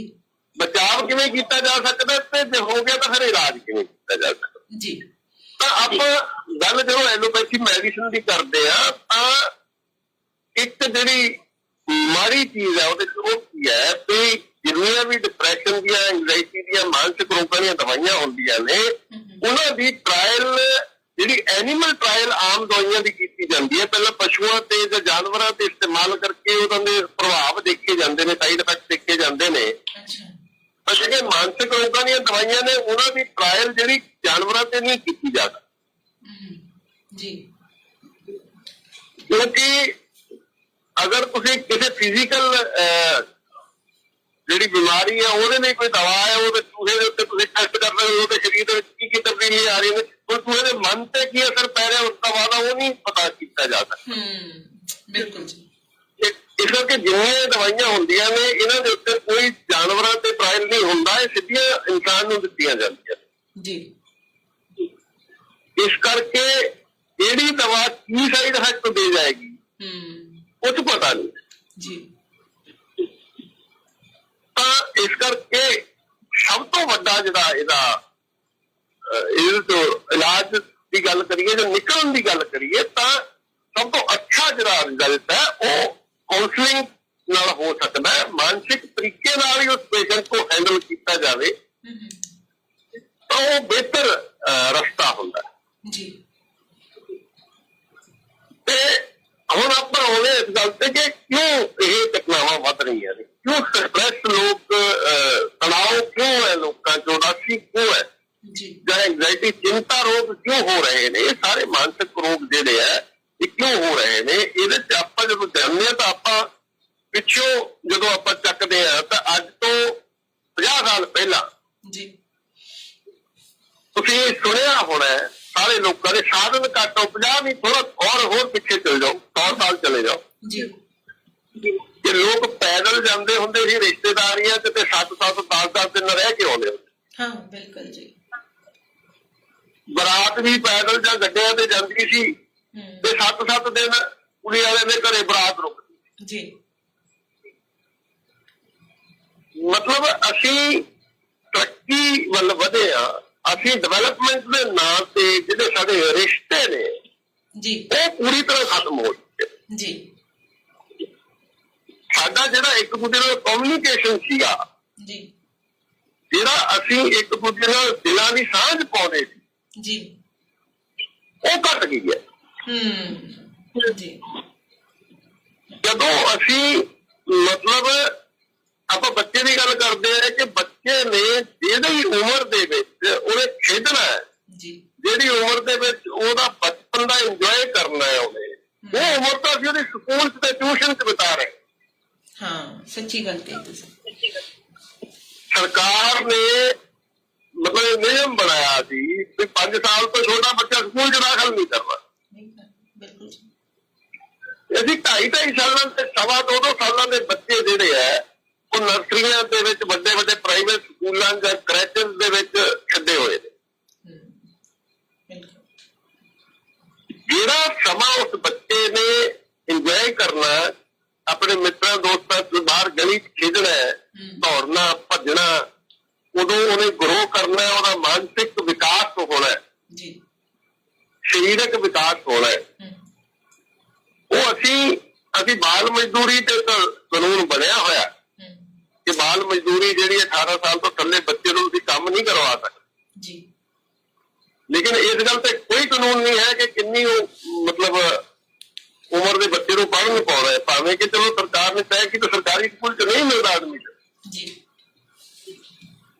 ਪਰ ਪਾਬੰਦੀ ਤਾਂ ਕੋਈ ਨਹੀਂ ਨਾ। ਤੁਸੀਂ ਪ੍ਰਾਈਵੇਟ ਸਕੂਲਾਂ 'ਚ 2 ਸਾਲ ਦੇ ਬੱਚੇ ਨੂੰ ਹੀ ਭੇਜੀ ਜਾਂਦੇ, 2.5 ਸਾਲ ਦੇ 3 ਸਾਲ ਦੇ ਬੱਚੇ ਨੂੰ ਭੇਜਣਾ ਸ਼ੁਰੂ ਕਰ ਦਿੰਦੇ ਜੀ। ਬੱਚਿਆਂ ਦੇ ਬਸਤਿਆਂ ਦਾ ਭਾਰ ਉਹਨਾਂ ਦੇ ਆਪਣੇ ਭਾਰ ਨਾਲੋਂ ਜ਼ਿਆਦਾ ਹੋ ਗਿਆ। ਆਵਾਜ਼ ਆ ਰਹੀ ਹੈ ਨਾ? ਬਿਲਕੁਲ ਜੀ, ਬਿਲकुल, बहुत ਵਧੀਆ ਆਵਾਜ਼ ਆ ਰਹੀ ਹੈ ਜੀ। ਇਹ ਸਾਰੀਆਂ ਚੀਜ਼ਾਂ ਜਿਹੜੀਆਂ ਨਾ, ਇਹਨਾਂ ਨੂੰ ਸਾਨੂੰ ਦੇਖਣਾ ਹੋਏਗਾ। ਤੁਸੀਂ ਇਹ ਦੇਖੋ, ਜਿਉਂ ਪੂੰਜੀਵਾਦ ਦਾ ਵਿਕਾਸ ਹੋ ਰਿਹਾ ਜੀ, ਤਿਉਂ ਇੰਡੀਵਿਜੂਅਲਿਜ਼ਮ ਵੱਧ ਰਿਹਾ, ਮਤਲਬ ਨਿੱਜਵਾਦ ਜੀ। ਅਸੀਂ ਆਪਣੇ ਤੱਕ ਹੀ ਸੀਮਿਤ ਹੋ ਰਹੇ ਹਾਂ। ਹਰ ਚੀਜ਼ ਦੇ ਵਿੱਚ ਇਨਸਾਨ ਇਹ ਸੋਚਦਾ ਮੇਰਾ ਕੀ ਫਾਇਦਾ। ਹਰ ਚੀਜ਼ ਦੇ ਵਿੱਚ ਉਹ ਇਹ ਸੋਚ ਰਿਹਾ ਵੀ ਮੈਨੂੰ ਕੀ ਮਿਲੇਗਾ। ਜੀ, ਬਿਲਕੁਲ। ਮਤਲਬ ਸਾਰਾ ਦਾ ਸਾਰਾ ਜਿਹੜਾ ਇਨਸਾਨ ਕੇਵਲ ਆਪਣੇ ਆਪ ਮੈਂ ਤੇ ਕੇਂਦਰਿਤ ਹੋ ਰਿਹਾ। ਬਿਲਕੁਲ। ਬਾਬੇ ਨਾਨਕ ਦਾ ਜਿਹੜਾ ਸਿਧਾਂਤ ਸੀ 13 ਦਾ, ਜੀ, 13 ਦੀ ਜਗ੍ਹਾ ਅੱਜ ਮੇਰਾ ਹੋ ਰਹੀ ਹੈ ਜੀ। ਮਤਲਬ ਜਦੋਂ ਮਨੁੱਖ ਇੱਕ ਸਮਾਜਿਕ ਪ੍ਰਾਣੀ ਹੈ, ਤੇ ਜਦੋਂ ਹੀ ਉਹ ਸਮਾਜ ਨਾਲ ਟੁੱਟਦਾ ਨਾ, ਤਾਂ ਬਹੁਤ ਸਾਰੀਆਂ ਮਾਨਸਿਕ ਤਬਦੀਲੀਆਂ ਆਉਂਦੀਆਂ ਨੇ ਉਹਦੇ ਜੀ, ਬਹੁਤ ਸਾਰੇ ਬਦਲਾਵ ਆਉਂਦੇ ਨੇ। ਤੇ ਇਹੋ ਜਿਹੀਆਂ ਪਰੇਸ਼ਾਨੀਆਂ, ਇਹੋ ਜਿਹੀਆਂ ਤਕਲੀਫਾਂ ਜਿਹਨਾਂ ਨੂੰ ਆਪਾਂ ਮਾਨਸਿਕ ਰੋਗ ਕਹਿ ਦਿੰਦੇ ਆ, ਉਹ ਉਹਦੇ ਚ ਉਪਜਦੇ ਨੇ, ਜਨਮ ਲੈਂਦੇ ਜੀ। ਤੇ ਸਭ ਤੋਂ ਵੱਡਾ ਕਾਰਨ ਇਹ ਹੈ ਕਿ ਅਸੀਂ, ਤੁਸੀਂ ਦੇਖੋ ਪ੍ਰੈਕਟੀਕਲੀ ਜੋ ਆਪਾਂ ਦੇਖਦੇ ਆ, ਬਹੁਤ ਚਰਚਿਤ ਗੱਲ ਹੈ, ਆਮ ਤੌਰ ਤੇ ਲੋਕ ਕਰਦੇ ਕਿ ਸੜਕ ਦੇ ਉੱਤੇ ਬੰਦਾ ਪਿਆ ਤੜਪ ਰਿਹਾ ਹੁੰਦਾ ਜੀ। ਅੱਜ ਕੱਲ ਤਾਂ ਬਹੁਤ ਸਾਰੇ ਲੋਕ ਉਹਦੀਆਂ ਵੀਡੀਓ ਬਣਾ ਕੇ ਵਾਇਰਲ ਕਰ ਰਹੇ ਹੁੰਦੇ। ਹਾਂ, ਸਹੀ। ਲੇਕਿਨ ਉਹਨੂੰ ਚੱਕ ਕੇ ਹਸਪਤਾਲ ਜਿਹੜਾ ਸਭ ਤੋਂ ਪਹਿਲੀ ਕੰਮ ਜਿਹੜਾ ਕਰਨਾ ਚਾਹੀਦਾ, ਉਹ ਕੰਮ ਕੋਈ ਨਹੀਂ ਕਰ ਰਿਹਾ ਜੀ। ਜਦੋਂ ਕਿ ਉਸ ਵਿਅਕਤੀ ਨੂੰ ਸਭ ਤੋਂ ਵੱਧ ਜ਼ਰੂਰਤ ਇਸ ਗੱਲ ਦੀ ਹੁੰਦੀ ਹੈ ਕਿ ਤੁਰੰਤ ਉਹਨੂੰ ਡਾਕਟਰੀ ਸਹਾਇਤਾ ਦਿੱਤੀ ਜਾਵੇ। ਤੇ ਕਾਰਨ ਕੀ ਹੁੰਦਾ, ਵਜ੍ਹਾ ਕੀ ਹੁੰਦੀ ਹੈ? ਵੀ ਜੇ ਮੈਂ ਇਹਨੂੰ ਚੱਕ ਕੇ ਲੱਗਿਆ, ਮੈਨੂੰ ਪੁੱਛ ਗਿੱਛ ਕਰੂਗੀ, 2-4 ਵਾਰ ਥਾਣੇ ਆਉਣਾ ਪਊਗਾ, ਹੋ ਸਕਦਾ ਅਦਾਲਤ ਦੇ ਵਿੱਚ ਮੈਨੂੰ ਗਵਾਹੀ ਵੀ ਦੇਣੀ ਪੈ ਜੇ, ਮੇਰਾ ਸਮਾਂ ਖਰਾਬ ਹੋਏਗਾ, ਮੇਰੇ ਕੋਲ ਤਾਂ ਇੰਨਾ ਟਾਈਮ ਹੈ ਹੀ ਨਹੀਂ ਜੀ। ਥੋੜਾ ਜਿਹਾ ਤੁਹਾਨੂੰ ਰੋਕੂੰਗੀ ਮੈਂ। 2 ਸਵਾਲ ਮੇਰੇ ਕੋਲ ਆ ਰਹੇ ਆ। ਇੱਕ ਤਾਂ ਇਕਬਾਲ ਜੀ ਨੇ ਪੁੱਛਿਆ ਸੀ ਡਿਪਰੈਸ਼ਨ ਕੀ ਹੈ, ਜਿਹੜਾ ਕਿ ਆਪਾਂ ਡਿਸਕਸ ਕਰ ਚੁੱਕੇ ਹਾਂ ਜੀ ਸਟਾਰਟਿੰਗ ਦੇ ਵਿੱਚ। ਔਰ ਦੂਸਰਾ ਤੁਸੀਂ ਪੁੱਛ ਰਹੇ ਹੋ ਸਰਬਜੀਤ ਜੀ ਕਿ ਅਸੀਂ ਕਿਵੇਂ ਨਿਰਧਾਰਿਤ ਕਰ ਸਕਦੇ ਹਾਂ ਕਿ ਕੋਈ ਬਿਮਾਰੀ ਡਿਪਰੈਸ਼ਨ ਦਾ ਕਾਰਨ ਬਣ ਰਹੀ ਹੈ ਜਾਂ ਡਿਪਰੈਸ਼ਨ ਬਿਮਾਰੀ ਦਾ ਕਾਰਨ ਬਣ ਰਿਹਾ ਹੈ। ਤਾਂ ਡਾਕਟਰ ਸਾਹਿਬ, ਮੈਨੂੰ ਲੱਗਦਾ ਆਪਾਂ ਡਿਪਰੈਸ਼ਨ ਕੀ ਹੈ ਜਾਂ ਇਹਦੇ ਸਿੰਪਟਮ ਆਪਾਂ ਸਟਾਰਟਿੰਗ ਦੇ ਵਿੱਚ ਸ਼ੇਅਰ ਕੀਤੇ ਸੀ, ਰਾਈਟ? ਬਿਲਕੁਲ, ਹਾਂਜੀ। ਇਹਨੂੰ ਥੋੜਾ ਜਿਹਾ ਹੋਰ ਕਲੈਰੀਫਾਈ ਕਰ ਦਿੰਦਾ ਜੀ। ਹਾਂਜੀ, ਤਾਂ ਇਹਨਾਂ ਦੇ ਸਵਾਲ ਆਏ ਸੀਗੇ ਜੀ। ਹਾਂ, ਡਿਪਰੈਸ਼ਨ ਦਾ ਮਤਲਬ ਇਹ ਹੈ ਕਿ ਕੋਈ ਵਿਅਕਤੀ ਜਿਹੜਾ ਉਹਦੇ ਨਾਲ ਕੋਈ ਘਟਨਾ ਵਾਪਰੀ ਹੈ, ਉਹਦੇ ਨਾਲ ਮਨ ਨੂੰ ਉਦਾਸ ਹੋਇਆ, ਲੇਕਿਨ ਹੁਣ ਉਸ ਉਦਾਸੀ ਤੋਂ ਬਾਹਰ ਨਹੀਂ ਆ ਪਾ ਰਿਹਾ ਜੀ। ਜਿਹੜਾ ਇੱਕ ਨਾਰਮਲ ਫਿਨੋਮੀਨਾ ਹੈ, ਉਹ ਹੈ ਕਿ ਲਗਭਗ 2 ਹਫ਼ਤੇ ਲੱਗਦੇ ਨੇ ਜਾਂ 3 ਹਫ਼ਤੇ ਵੀ ਆਪਾਂ ਕਹਿ ਸਕੀਏ, ਮਤਲਬ ਉਹ ਸਥਿਤੀ ਤੋਂ ਉਹਦੇ ਬਾਹਰ ਆ ਜਾਣਾ ਹੁੰਦਾ ਨਾਰਮਲ ਜੀ। ਅਗਰ ਕੋਈ ਵਿਅਕਤੀ ਲਗਾਤਾਰ ਹੈ, ਜਿਹੜੇ ਲੱਛਣਾਂ ਦੀ ਆਪਾਂ ਗੱਲ ਕੀਤੀ ਹੈ ਵੀ ਉਹ ਰਾਤ ਰਹਿੰਦਾ, ਰੋਂਦਾ ਬਾਰ-ਬਾਰ, ਉਹਦੀ ਦਿਲਚਸਪੀ ਘਟ ਜਾਂਦੀ, ਇਹ ਚੀਜ਼ਾਂ ਆਪਾਂ ਆਮ ਨੋਟ ਕਰ ਸਕਦੇ ਹਾਂ। ਲੇਕਿਨ ਸਮੱਸਿਆ ਕੀ ਹੈ, ਬਈ ਮਾਂ-ਬਾਪ ਦੋਨੋਂ ਜੌਬ ਤੇ ਜਾਂਦੇ ਨੇ ਤੇ ਬੱਚੇ ਕੀ ਕਰਦੇ ਨੇ ਜਾਂ ਬੱਚੇ ਨਾਲ ਕੀ ਵਾਪਰ ਰਿਹਾ, ਉਹਦੇ ਮੂਡ 'ਚ ਕੀ ਤਬਦੀਲੀਆਂ ਆ ਰਹੀਆਂ ਨੇ। ਤੁਸੀਂ ਦੇਖੋ ਅੱਜ ਤਾਂ ਬੱਚਿਆਂ ਦਾ ਅਲੱਗ-ਅਲੱਗ ਕਮਰਾ ਹੈ, ਆਪਣੇ ਅਲੱਗ-ਅਲੱਗ ਕਮਰੇ 'ਚ ਸੌਂਦੇ ਨੇ ਬੱਚੇ। ਸਾਨੂੰ ਪਤਾ ਹੀ ਨਹੀਂ ਲੱਗਦਾ ਕਿ ਬੱਚੇ ਨਾਲ ਕਈ ਦਿਨ ਤੱਕ, ਜਦੋਂ ਤੱਕ ਕੋਈ ਵੱਡੀ ਘਟਨਾ ਨਹੀਂ ਵਾਪਰ ਜਾਂਦੀ, ਉਦੋਂ ਤੱਕ ਸਾਨੂੰ ਸਮਝ ਹੀ ਨਹੀਂ ਆਉਂਦੀ ਕਿ ਸਾਡੇ ਬੱਚੇ ਨਾਲ ਹੋ ਕੀ ਰਿਹਾ। ਅਸੀਂ ਬੱਚਿਆਂ ਨਾਲ ਦੋਸਤਾਂ ਦਾ ਸੰਬੰਧ ਨਹੀਂ ਬਣਾ ਕੇ ਰੱਖ ਪਾ ਰਹੇ, ਨਹੀਂ ਬਣਾਉਂਦੇ, ਸੱਚੀ ਗੱਲ ਹੈ, ਤਾਂ ਕਿ ਬੱਚਾ ਆਪਣੀ ਹਰ ਗੱਲ ਸਾਡੇ ਨਾਲ ਸ਼ੇਅਰ ਕਰੇ। ਇਵੇਂ ਵੱਡਿਆਂ ਨਾਲ ਵੀ ਹੈ। ਅਸੀਂ ਆਪਣੇ ਕੰਮਕਾਰ ਦੇ ਵਿੱਚ ਇੰਨਾ ਰੁੱਝੇ ਹੋਏ ਆ, ਏਡੀ ਵੱਡੀ ਦੌੜ ਲੱਗੀ ਹੋਈ ਹੈ ਕਿ ਸਾਨੂੰ ਇੱਕੋ ਹੀ ਗੱਲ ਲੱਗਦੀ ਹੈ ਕਿ ਜੇ ਅਸੀਂ ਥੋੜਾ ਜਿਹਾ ਸਲੋ ਹੋ ਗਏ ਤਾਂ ਅਸੀਂ ਪਿੱਛੇ ਰਹਿ ਜਾਵਾਂਗੇ। ਬਿਲਕੁਲ ਜੀ, ਰਾਈਟ। ਇਸ ਦੌਰ ਦੇ ਵਿੱਚ ਅਸੀਂ ਨਾ ਆਪਣੇ ਮੂਡ ਵੱਲ ਧਿਆਨ ਦੇ ਰਹੇ, ਨਾ ਆਪਣੀ ਮਾਨਸਿਕ ਸਥਿਤੀ ਬਾਰੇ ਕਦੀ ਸੋਚ ਰਹੇ। ਆਪਣੇ ਬਾਰੇ ਸੋਚਣ ਦਾ ਵੀ ਸਾਡੇ ਕੋਲ ਸਮਾਂ, ਦੂਜੇ ਬਾਰੇ ਸੋਚਣਾ ਤਾਂ ਬਹੁਤ ਦੂਰ ਦੀ ਗੱਲ ਰਹਿ ਗਈ। ਦੂਜੇ ਬਾਰੇ ਸੋਚਣਾ ਤਾਂ ਮਤਲਬ ਅੱਜ ਇਹ ਕਹਿ ਲਓ ਵੀ ਇੰਡੀਵਿਜੂਅਲਿਜ਼ਮ ਇੰਨਾ ਵੱਧ ਗਿਆ ਹੈ ਕਿ ਅਸੀਂ ਦੂਜੇ ਬਾਰੇ ਸੋਚਣ ਦੀ ਤਾਂ ਗੱਲ ਹੀ ਛੱਡ ਦਈਏ, ਆਪਣੇ ਬਾਰੇ ਸੋਚਣ ਦਾ ਵੀ ਸਮਾਂ ਇਨਸਾਨ ਕੋਲ ਨਹੀਂ ਰਿਹਾ। ਬਹੁਤਾ ਨਹੀਂ, ਹਾਂ। ਉਹ ਆਪਣੇ ਆਪ ਨੂੰ ਵੀ ਸਮਾਂ ਨਹੀਂ, ਨਾ ਖਾਣ ਦਾ ਸਮਾਂ, ਨਾ ਢੰਗ ਨਾਲ ਸੌਣ ਦਾ ਸਮਾਂ, ਨਾ ਉਹ ਆਪਣੇ ਸਰੀਰ ਨੂੰ ਕੋਈ ਐਕਸਰਸਾਈਜ਼ ਦਾ ਸਮਾਂ ਦੇ ਰਿਹਾ, ਨਾ ਉਹ ਮਤਲਬ ਸਰੀਰ ਦੀ ਸੰਭਾਲ ਕਰਨੀ ਹੈ, ਸਿਹਤ ਦੀ ਸੰਭਾਲ ਕਰਨੀ ਹੈ। ਇਹਦੇ ਲਈ ਅਸੀਂ ਕੁੱਲ ਕਿੰਨਾ ਸਮਾਂ ਦਿੰਦੇ ਹਾਂ ਇੱਕ ਦਿਨ 'ਚ? ਦੇਖ ਲਓ 24 ਘੰਟੇ ਜੀ। ਇਹ ਸਾਰੀਆਂ ਚੀਜ਼ਾਂ ਮਿਲ ਕੇ ਕੰਮ ਕਰਦੀਆਂ ਨੇ, ਇਹ ਸਾਰੀਆਂ ਚੀਜ਼ਾਂ ਰਲ ਕੇ ਕੰਮ ਕਰਦੀਆਂ ਨੇ। ਤਾਂ ਅਸੀਂ ਜਦੋਂ ਇਸ ਤੋਂ ਅਗਲੀ ਗੱਲ ਜਿਹੜੀ ਆਪਾਂ ਕਰੀਏ ਉਹ ਹੁੰਦੀ ਹੈ ਐਕਸਪੈਕਟੇਸ਼ਨ, ਜਿਹੜੀਆਂ ਉਮੀਦਾਂ ਰੱਖਦੇ ਆ। ਬਿਲਕੁਲ ਜੀ। ਸਾਡੀਆਂ ਐਕਸਪੈਕਟੇਸ਼ਨ ਜਦੋਂ ਜ਼ਰੂਰਤ ਤੋਂ ਜ਼ਿਆਦਾ ਹੁੰਦੀਆਂ ਨੇ, ਅਸੀਂ ਕਿਸੇ ਵਿਅਕਤੀ ਤੋਂ, ਅਸੀਂ ਆਪਣੇ ਬੱਚੇ ਤੋਂ ਇਹ ਉਮੀਦ ਰੱਖਦੇ ਹਾਂ ਕਿ ਇਹ ਹਮੇਸ਼ਾ ਫਸਟ ਆਏ ਜੀ। ਅਸੀਂ ਆਪਣੇ ਬੱਚੇ ਤੋਂ ਉਮੀਦ ਰੱਖਦੇ ਹਾਂ ਕਿ ਇਹ ਡਾਕਟਰ ਬਣੇ, ਇਹ ਇੰਜੀਨੀਅਰ ਬਣੇ। ਅਸੀਂ ਆਪਣੇ ਮਾਤਾ ਪਿਤਾ ਤੋਂ ਉਮੀਦ ਰੱਖਦੇ ਹਾਂ ਕਿ ਇਹ ਇੰਨਾ ਕੁ ਪੈਸਾ ਮੇਰੇ ਲਈ ਛੱਡ ਜਾਣ ਕਿ ਮੈਂ ਸਾਰੀ ਉਮਰ ਐਸ਼ ਕਰ। ਬਿਲਕੁਲ ਜੀ। ਮਤਲਬ ਇਹ ਜਿਹੜੀਆਂ ਇੱਛਾਵਾਂ ਨੇ, ਸਾਡੀਆਂ ਉਮੀਦਾਂ ਨੇ, ਜਦੋਂ ਇਹ ਟੁੱਟਦੀਆਂ ਨੇ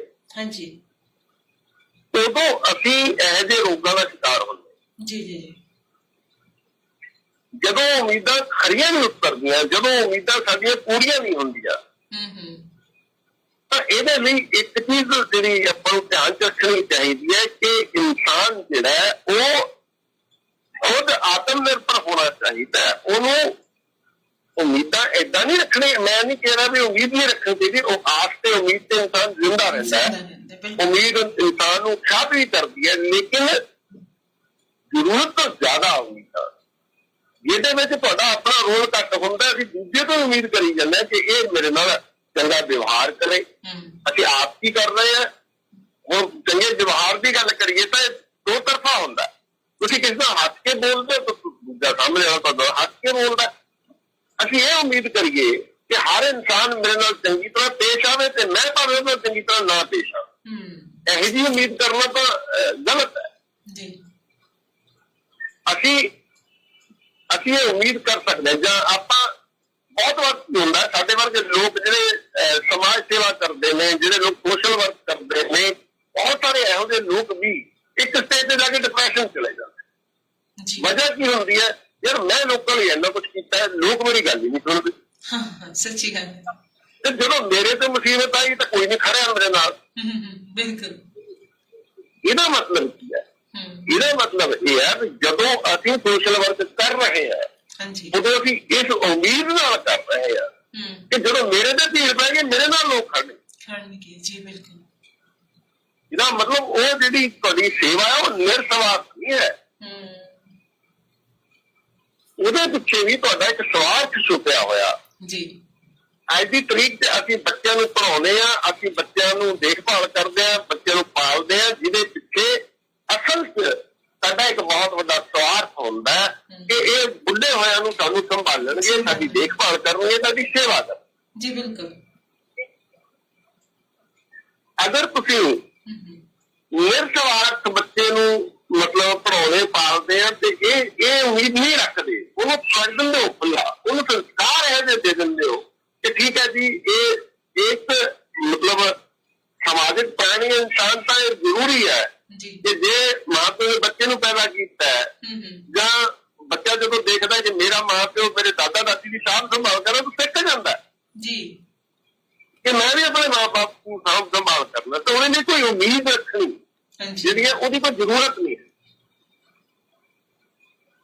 ਜਦੋਂ ਅਸੀਂ ਲੋੜ ਤੋਂ ਵੱਧ ਉਮੀਦਾਂ ਰੱਖਦੇ ਹਾਂ, ਜਦੋਂ ਜ਼ਰੂਰਤ ਤੋਂ ਜ਼ਿਆਦਾ ਐਕਸਪੈਕਟੇਸ਼ਨਸ ਹੁੰਦੀਆਂ ਨੇ ਸਾਡੀਆਂ, ਤੇ ਜਦੋਂ ਪੂਰੀਆਂ ਨਹੀਂ ਹੁੰਦੀਆਂ ਉਦੋਂ ਵੀ ਇਨਸਾਨ ਜਿਹੜਾ ਉਹ ਮਾਨਸਿਕ ਰੋਗਾਂ ਦਾ ਸ਼ਿਕਾਰ ਹੁੰਦਾ। ਉਹਨੂੰ ਇੱਕ ਧੱਕਾ ਲੱਗਦਾ ਬਹੁਤ ਜ਼ੋਰ ਦਾ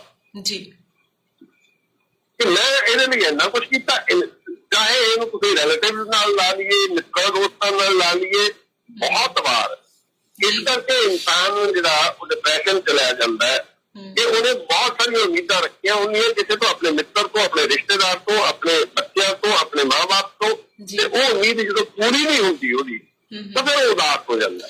ਲਗਾਤਾਰ ਇਸ ਗੱਲ ਤੇ ਫਿਰ ਜੀ ਅੱਜ ਦੇ ਸਮੇਂ ਦੀ ਇਹ ਸਭ ਤੋਂ ਵੱਡੀ ਪ੍ਰੋਬਲਮ ਸਾਡੀ ਇਹੀ ਆ ਰਹੀ ਹੈ, ਔਰ ਸਭ ਤੋਂ ਵੱਡਾ ਕਾਰਨ ਵੀ ਮੈਨੂੰ ਲੱਗਦਾ ਇਹੀ ਆ ਰਿਹਾ ਕਿ ਅਸੀਂ ਉਮੀਦਾਂ ਦੇ ਸਹਾਰੇ ਆ ਜਿਹੜੇ ਉਹ ਤੁਰੇ ਪਏ ਆ। ਕਿ ਜਿਵੇਂ ਤੁਸੀਂ ਸਹੀ ਕਿਹਾ ਕਿ ਅੱਜ ਮੈਂ ਕਿਸੇ ਦਾ ਕੀਤਾ, ਕੱਲ ਉਹ ਸਮਾਂ ਮੇਰੇ ਤੇ ਆਏਗਾ ਤਾਂ ਮੇਰਾ ਵੀ ਜ਼ਰੂਰ ਹੱਥ ਫੜੇਗਾ, ਪਰ ਜਦੋਂ ਉਹ ਹੱਥ ਨਹੀਂ ਫੜਦਾ ਫਿਰ ਸਾਡੀ ਉਮੀਦ ਟੁੱਟਦੀ ਹੈ ਤੇ ਅਸੀਂ ਸੱਚੀ ਹਾਰਟ ਡਿਪਰੈਸ਼ਨ 'ਚ ਜਾਂਦੇ ਆ। ਸੋ ਸਰੋਤਿਓ, ਤੁਹਾਡੇ ਸਵਾਲ ਵੀ ਮੈਨੂੰ ਵਾਰੋ-ਵਾਰੀ ਆਈ ਜਾਂਦੇ ਆ, ਜਿਨ੍ਹਾਂ ਦੇ ਸਵਾਲ ਆ ਰਹੇ ਨੇਗੇ। ਸੋ ਵਧੀਆ ਗੱਲ ਹੈ, ਤੁਸੀਂ ਕੁਝ ਨਾ ਕੁਝ ਪੁੱਛ ਰਹੇ ਹੋ, ਪਰ ਤੁਹਾਨੂੰ ਡਾਕਟਰ ਸਾਹਿਬ ਨੇ ਇੱਕ ਡਿਊਟੀ ਵੀ ਲਾਈ ਸੀ ਕਿ ਅਗਰ ਤੁਸੀਂ ਚਾਹੁੰਦੇ ਹੋ ਕਿਸੇ ਸਪੈਸ਼ਲ ਜਿਹੇ ਵਿਸ਼ੇ ਤੇ ਗੱਲਬਾਤ ਕਰਨਾ, ਕਿਉਂਕਿ ਇਹ ਵੀ ਡਾਕਟਰ ਸਾਹਿਬ ਮੈਂ ਇਹ ਮੰਨਦੀ ਹੁੰਦੀ ਹਾਂ ਕਿ ਜਿਹੜੇ ਆਪਣਾ ਆ ਡਾਕਟਰੀ ਸਲਾਹ ਦਾ ਟਾਈਮ ਹੈ ਨਾ 1 ਘੰਟੇ ਦਾ ਜਾਂ ਸਵਾ ਘੰਟੇ ਦਾ, ਇਹ ਵੀ ਇੱਕ ਜਿਵੇਂ ਤੁਸੀਂ ਕਾਉਂਸਲਿੰਗ ਕਹਿ ਦਿੰਦੇ ਹੋ ਵੀ ਸਾਡੀ ਕਾਉਂਸਲਿੰਗ ਹੋ ਰਹੀ ਹੁੰਦੀ ਹੈ। ਅਸੀਂ ਆਪਣੇ ਆਪ ਦੀ ਕਾਉਂਸਲਿੰਗ ਤੁਹਾਡੀਆਂ ਗੱਲਾਂ ਨੂੰ ਸੁਣ ਕੇ ਜਾਂ ਜੋ ਤੁਸੀਂ ਗੱਲਾਂ ਕਰ ਰਹੇ ਹੋ ਅਸੀਂ ਉਸ ਦੇ ਨਾਲ ਆਪਣੇ ਆਪ ਨੂੰ ਜੋੜ ਕੇ ਵੇਖਦੇ ਹੁੰਨੇ ਕਿ ਵਾਕਈ ਅਸੀਂ ਇਹਨਾਂ ਚੀਜ਼ਾਂ ਦੇ ਵਿੱਚ ਆ। ਸੋ ਇਹ ਵੀ ਇੱਕ ਚੰਗਾ ਸੁਨੇਹਾ ਹੁੰਦਾ ਸਾਰੇ ਸਰੋਤਿਆਂ ਦੇ ਨਾਮ। ਸੋ ਸਰੋਤੇ ਮੈਨੂੰ ਮੈਸੇਜ ਜ਼ਰੂਰ ਸੈਂਡ ਕਰ ਸਕਦੇ ਹੁੰਨੇ ਹੋ, ਤੁਸੀਂ ਅਗਰ ਚਾਹੁੰਦੇ ਹੋ ਕਿ ਕਿਸੇ ਸਪੈਸ਼ਲ ਵਿਸ਼ੇ ਤੇ ਕਿਸੇ ਗੱਲਬਾਤ ਅਸੀਂ ਕੀਤੀ ਜਾਵੇ ਤਾਂ 9530760134 ਮੇਰਾ WhatsApp ਨੰਬਰ ਹੈ ਸਟੂਡੀਓ ਦਾ, ਤੁਸੀਂ ਮੈਨੂੰ ਆਪਣੇ ਵਿਚਾਰ ਜ਼ਰੂਰ ਸ਼ੇਅਰ ਕਰਿਆ ਕਰੋ। ਹਾਂਜੀ ਡਾਕਟਰ ਸਾਹਿਬ ਜੀ, ਅਸੀਂ ਜਦੋਂ ਹੁਣ ਮਤਲਬ ਦੇਖੋ ਸਿੰਪਟਮ ਪਤਾ ਲੱਗ ਗਏ ਨੇ, ਜਦੋਂ ਸਾਡੇ ਆਲੇ ਦੁਆਲੇ ਸਾਡੇ ਪਰਿਵਾਰ ਦੇ ਵਿੱਚ ਕੋਈ ਵਿਅਕਤੀ ਅਚਾਨਕ ਉਦਾਸ ਹੋ ਜਾਂਦਾ ਹੈ, ਉਹਦੇ ਸੁਭਾਅ ਦੇ ਵਿੱਚ ਤਬਦੀਲੀਆਂ ਆਉਂਦੀਆਂ ਨੇ, ਉਹਦੇ ਖਾਣ ਪੀਣ ਦੇ ਵਿੱਚ ਫਰਕ ਆ ਜਾਂਦਾ ਹੈ, ਉਹਦੇ ਸੌਣ ਦੇ ਵਿੱਚ ਫਰਕ ਆ ਜਾਂਦਾ ਹੈ, ਉਹਦਾ એનર્ਜੀ ਲੈਵਲ ਫਰਕ ਆ ਜਾਂਦਾ ਹੈ, ਉਹਦੀ ਕੰਸੈਂਟਰੇਸ਼ਨ ਦੇ ਵਿੱਚ ਫਰਕ ਆ ਜਾਂਦਾ ਹੈ ਨਾ, ਜਾਂ ਉਹ ਆਪਣੇ ਆਪ ਨੂੰ ਨੁਕਸਾਨ ਪਹੁੰਚਾਉਣ ਦੀ ਕੋਸ਼ਿਸ਼ ਕਰ, ਇਹੋ ਜਿਹਾ ਕੋਈ ਸਿੰਪਟਮ ਸਾਡੇ ਪਰਿਵਾਰ ਦੇ ਕਿਸੇ ਮੈਂਬਰ ਦੇ ਵਿੱਚ, ਕਿਸੇ ਬੱਚੇ ਜਾਂ ਵੱਡੇ 'ਚ ਦਿਖਦਾ ਹੈ ਤੇ ਉਹ 2-4 ਹਫ਼ਤੇ ਤੋਂ ਜ਼ਿਆਦਾ ਚੱਲਦਾ ਹੈ ਤਾਂ ਆਪਾਂ ਨੂੰ ਉਹਦੇ ਲਈ ਅਲਰਟ ਹੋ ਜਾਣਾ ਚਾਹੀਦਾ ਤੇ ਆਪਾਂ ਨੂੰ ਉਹਦੇ ਤੇ ਧਿਆਨ ਦੇਣਾ ਚਾਹੀਦਾ ਜੀ। ਹੁਣ ਉਹ ਧਿਆਨ ਦੇਣ ਲਈ ਜਾਂ ਤਾਂ ਆਪਾਂ ਕਿਸੇ ਸਾਈਕੈਟਰਿਸਟ ਕੋਲ ਜਾਵਾਂਗੇ ਜਿਹੜਾ ਕਾਉਂਸਲ ਕਰੇ ਉਹਨੂੰ ਜੀ, ਕੋਸ਼ਿਸ਼ ਕਰਨੀ ਚਾਹੀਦੀ ਹੈ ਕਿ ਦਵਾਈਆਂ ਤੋਂ ਗੁਰੇਜ਼ ਕਰਨਾ ਚਾਹੀਦਾ। ਦਵਾਈ ਦਾ ਇੱਕੋ ਹੀ ਚੀਜ਼ ਹੈ ਜੀ, ਐਲੋਪੈਥੀ ਦਵਾਈ ਦਾ ਸਾਡੇ ਅੰਦਰ ਇੱਕ ਚੀਜ਼ ਜਿਹੜੀ ਹੈ, ਜਿਹੜੀ ਮੈਂ ਪਹਿਲਾਂ ਗੱਲ ਕੀਤੀ, ਦੌੜ ਏਦਾਂ ਦੀ ਲੱਗੀ ਹੋਈ ਹੈ, ਸਾਨੂੰ ਇਹ ਲੱਗਦਾ ਕਿ ਸਾਡਾ ਕੰਮ ਸਭ ਤੋਂ ਪਹਿਲਾਂ ਹੋ ਜਾਏ। ਹਾਂਜੀ, ਤੁਸੀਂ ਦੇਖੋ ਕਿਤੇ ਵੀ ਲਾਈਨ ਲੱਗੀ ਹੋਵੇ, ਤੁਸੀਂ ਚਾਹੇ ਬਿਜਲੀ ਦਾ ਬਿੱਲ ਤਾਰਨ ਜਾਂਦੇ ਹੋ, ਚਾਹੇ ਪਾਣੀ ਦਾ ਬਿੱਲ ਦੇਣ ਜਾਂਦੇ ਹੋ, ਕਿਤੇ ਵੀ ਦਫ਼ਤਰ ਵਿੱਚ ਲਾਈਨ ਲੱਗੀ ਹੁੰਦੀ ਹੈ ਤਾਂ ਹਰ ਇਨਸਾਨ ਸਭ ਤੋਂ ਪਹਿਲੀ ਕੋਸ਼ਿਸ਼ ਵੀ ਇਹ ਹੁੰਦੀ ਹੈ ਕਿ ਜਾਣਕਾਰ ਮਿਲ ਜੇ, ਲਾਈਨ ਤੋਂ ਬਿਨਾਂ ਮੇਰਾ ਕੰਮ ਹੋ ਜਾਏ। ਸੱਚੀ ਗੱਲ ਹੈ ਜੀ। ਆਊਟ ਆਫ ਦਾ ਵੇ ਜਾ ਕੇ ਮੇਰਾ ਕੰਮ ਕਿਉਂਕਿ ਮੈਂ ਬਹੁਤ ਬਿਜ਼ੀ ਹਾਂ, ਮੈਨੂੰ ਬਹੁਤ ਕੰਮ ਨੇ, ਜਾਂ ਉਹ ਲਾਈਨ ਦੇ ਵਿੱਚ ਮੂਹਰ ਦੀ ਘੁੱਟਣ ਦੀ ਕੋਸ਼ਿਸ਼ ਕਰਦਾ ਹੈ, ਕਿਸੇ ਨਾ ਕਿਸੇ ਤਰੀਕੇ ਨਾਲ ਉੱਥੇ ਚੀਟ ਕਰਨ ਦੀ ਕੋਸ਼ਿਸ਼ ਕਰਦਾ ਹੈ। ਉਹ ਲੋਕ ਜਿਹੜੇ ਲਾਈਨ 'ਚ ਲੱਗੇ ਹੋਏ ਨੇ ਉਹਨਾਂ ਨੂੰ ਕੋਈ ਕੰਮ ਨਹੀਂ, ਉਹ ਘਰੋਂ ਵਿਹਲੇ ਨੇ ਤੇ ਇਮਾਨਦਾਰੀ ਨਾਲ ਉਸ ਲਾਈਨ ਦੇ ਪਿੱਛੇ ਖੜਾ ਹੋ ਕੇ ਕੰਮ ਕਰਾਉਣ ਦਾ ਸੁਭਾਅ ਜਿਹੜਾ ਹੈ ਅੱਜ ਸਾਡੇ 'ਚ ਰਿਹਾ ਜੀ। ਤੁਸੀਂ ਰੈੱਡ ਲਾਈਟ ਤੇ ਦੇਖ ਲਓ, ਸਾਰਿਆਂ ਨੂੰ ਪਤਾ ਹੈ ਕਿ ਸਿਰਫ 1 ਜਾਂ 1.5 ਮਿੰਟ ਦੀ ਲਾਈਟ ਹੈ ਔਰ ਉਸ 1 ਜਾਂ 1.5 ਮਿੰਟ ਦੇ ਵਿੱਚ ਸਾਡੇ ਜੀਵਨ 'ਚ ਕੋਈ ਇਹੋ ਜਿਹਾ ਬਦਲਾਵ ਨਹੀਂ ਆਉਣ ਵਾਲਾ ਜਿੱਥੇ ਅਸੀਂ ਪਹੁੰਚਣਾ 1.5 ਮਿੰਟ ਪਹਿਲਾਂ ਪਹੁੰਚ ਕੇ ਕੁਛ ਨਹੀਂ ਕਰ ਪਾਉਣਾ ਆਪਾਂ। ਲੇਕਿਨ ਹਰ ਵਿਅਕਤੀ ਰੈੱਡ ਲਾਈਟ ਨੂੰ ਜੰਪ ਕਰਨ ਦੀ ਕੋਸ਼ਿਸ਼ ਕਰਦੇ ਹੈ ਜੀ। ਬਿਲਕੁਲ ਹਾਰਨ ਤੇ ਹਾਰਨ ਮਾਰੀ ਜਾਣਗੇ, ਟੀ ਮਤਲਬ ਜੇ ਪੁਲਿਸ ਵਾਲਾ ਖੜਾ ਤਾਂ ਆਪਾਂ ਉਹਨੂੰ ਫੋਲੋ ਕਰਦੇ ਹਾਂ, ਜੇ ਨਹੀਂ ਖੜਾ ਤਾਂ ਅਸੀਂ ਰੈੱਡ ਲਾਈਟ ਨੂੰ ਵੀ ਫੋਲੋ ਨਹੀਂ ਕਰਦੇ। ਬਿਲਕੁਲ, ਭੀੜ ਪਤਾ ਹੁੰਦਾ ਵੀ ਅਗਲੇ ਲੰਘਣਗੇ, ਫੇਰ ਹੀ ਪਿਛਲਿਆਂ ਦੀ ਵਾਰੀ ਆਊਗੀ ਤੇ ਫੇਰ ਹੀ ਲਾਸਟ ਵਾਲਿਆਂ ਦੀ ਵਾਰੀ ਆਊਗੀ, ਪਰ ਉਹ ਲਾਸਟ ਵਾਲੇ ਇੰਨਾ ਤੰਗ ਕਰ ਰਹੇ ਹੁੰਦੇ, ਕਈ ਵਾਰੀ ਉੱਤਰ ਕੇ ਉਹਨਾਂ ਨੂੰ ਕਹਿਣਾ ਪੈਂਦਾ ਭਰਾਵਾ ਜੇ ਉੱਤੋਂ ਦੀ ਟਪਾ ਸਕਦਾ ਤਾਂ ਟਪਾ ਲਾ, ਜਦ ਤੱਕ ਮੂਹਰਲੀ ਨਹੀਂ ਜਾਂਦੀ ਤੇ ਅਸੀਂ ਕਿਵੇਂ ਜਾਈਏ ਹਨਾ। ਹਾਰਨ ਵਜਾ ਕੇ ਤੁਸੀਂ ਆਪ ਤਾਂ ਡਿਪਰੈਸ਼ਨ 'ਚ ਹੁੰਦੇ ਹੋ, ਦੂਜੇ ਨੂੰ ਵੀ ਡਿਪਰੈਸ ਕਰ ਦਿੰਦੇ ਹੋ। ਮਤਲਬ ਕਿਸ ਚੀਜ਼ ਦੀ ਦੌੜ ਹੈ, ਸਾਨੂੰ ਸਮਝਣਾ ਹੋਏਗਾ ਇਸ ਗੱਲ ਜੀ। ਕਾਹਦੀ ਦੌੜ ਹੈ, ਕਿੱਥੇ ਪਹੁੰਚਣਾ ਤੁਸੀਂ?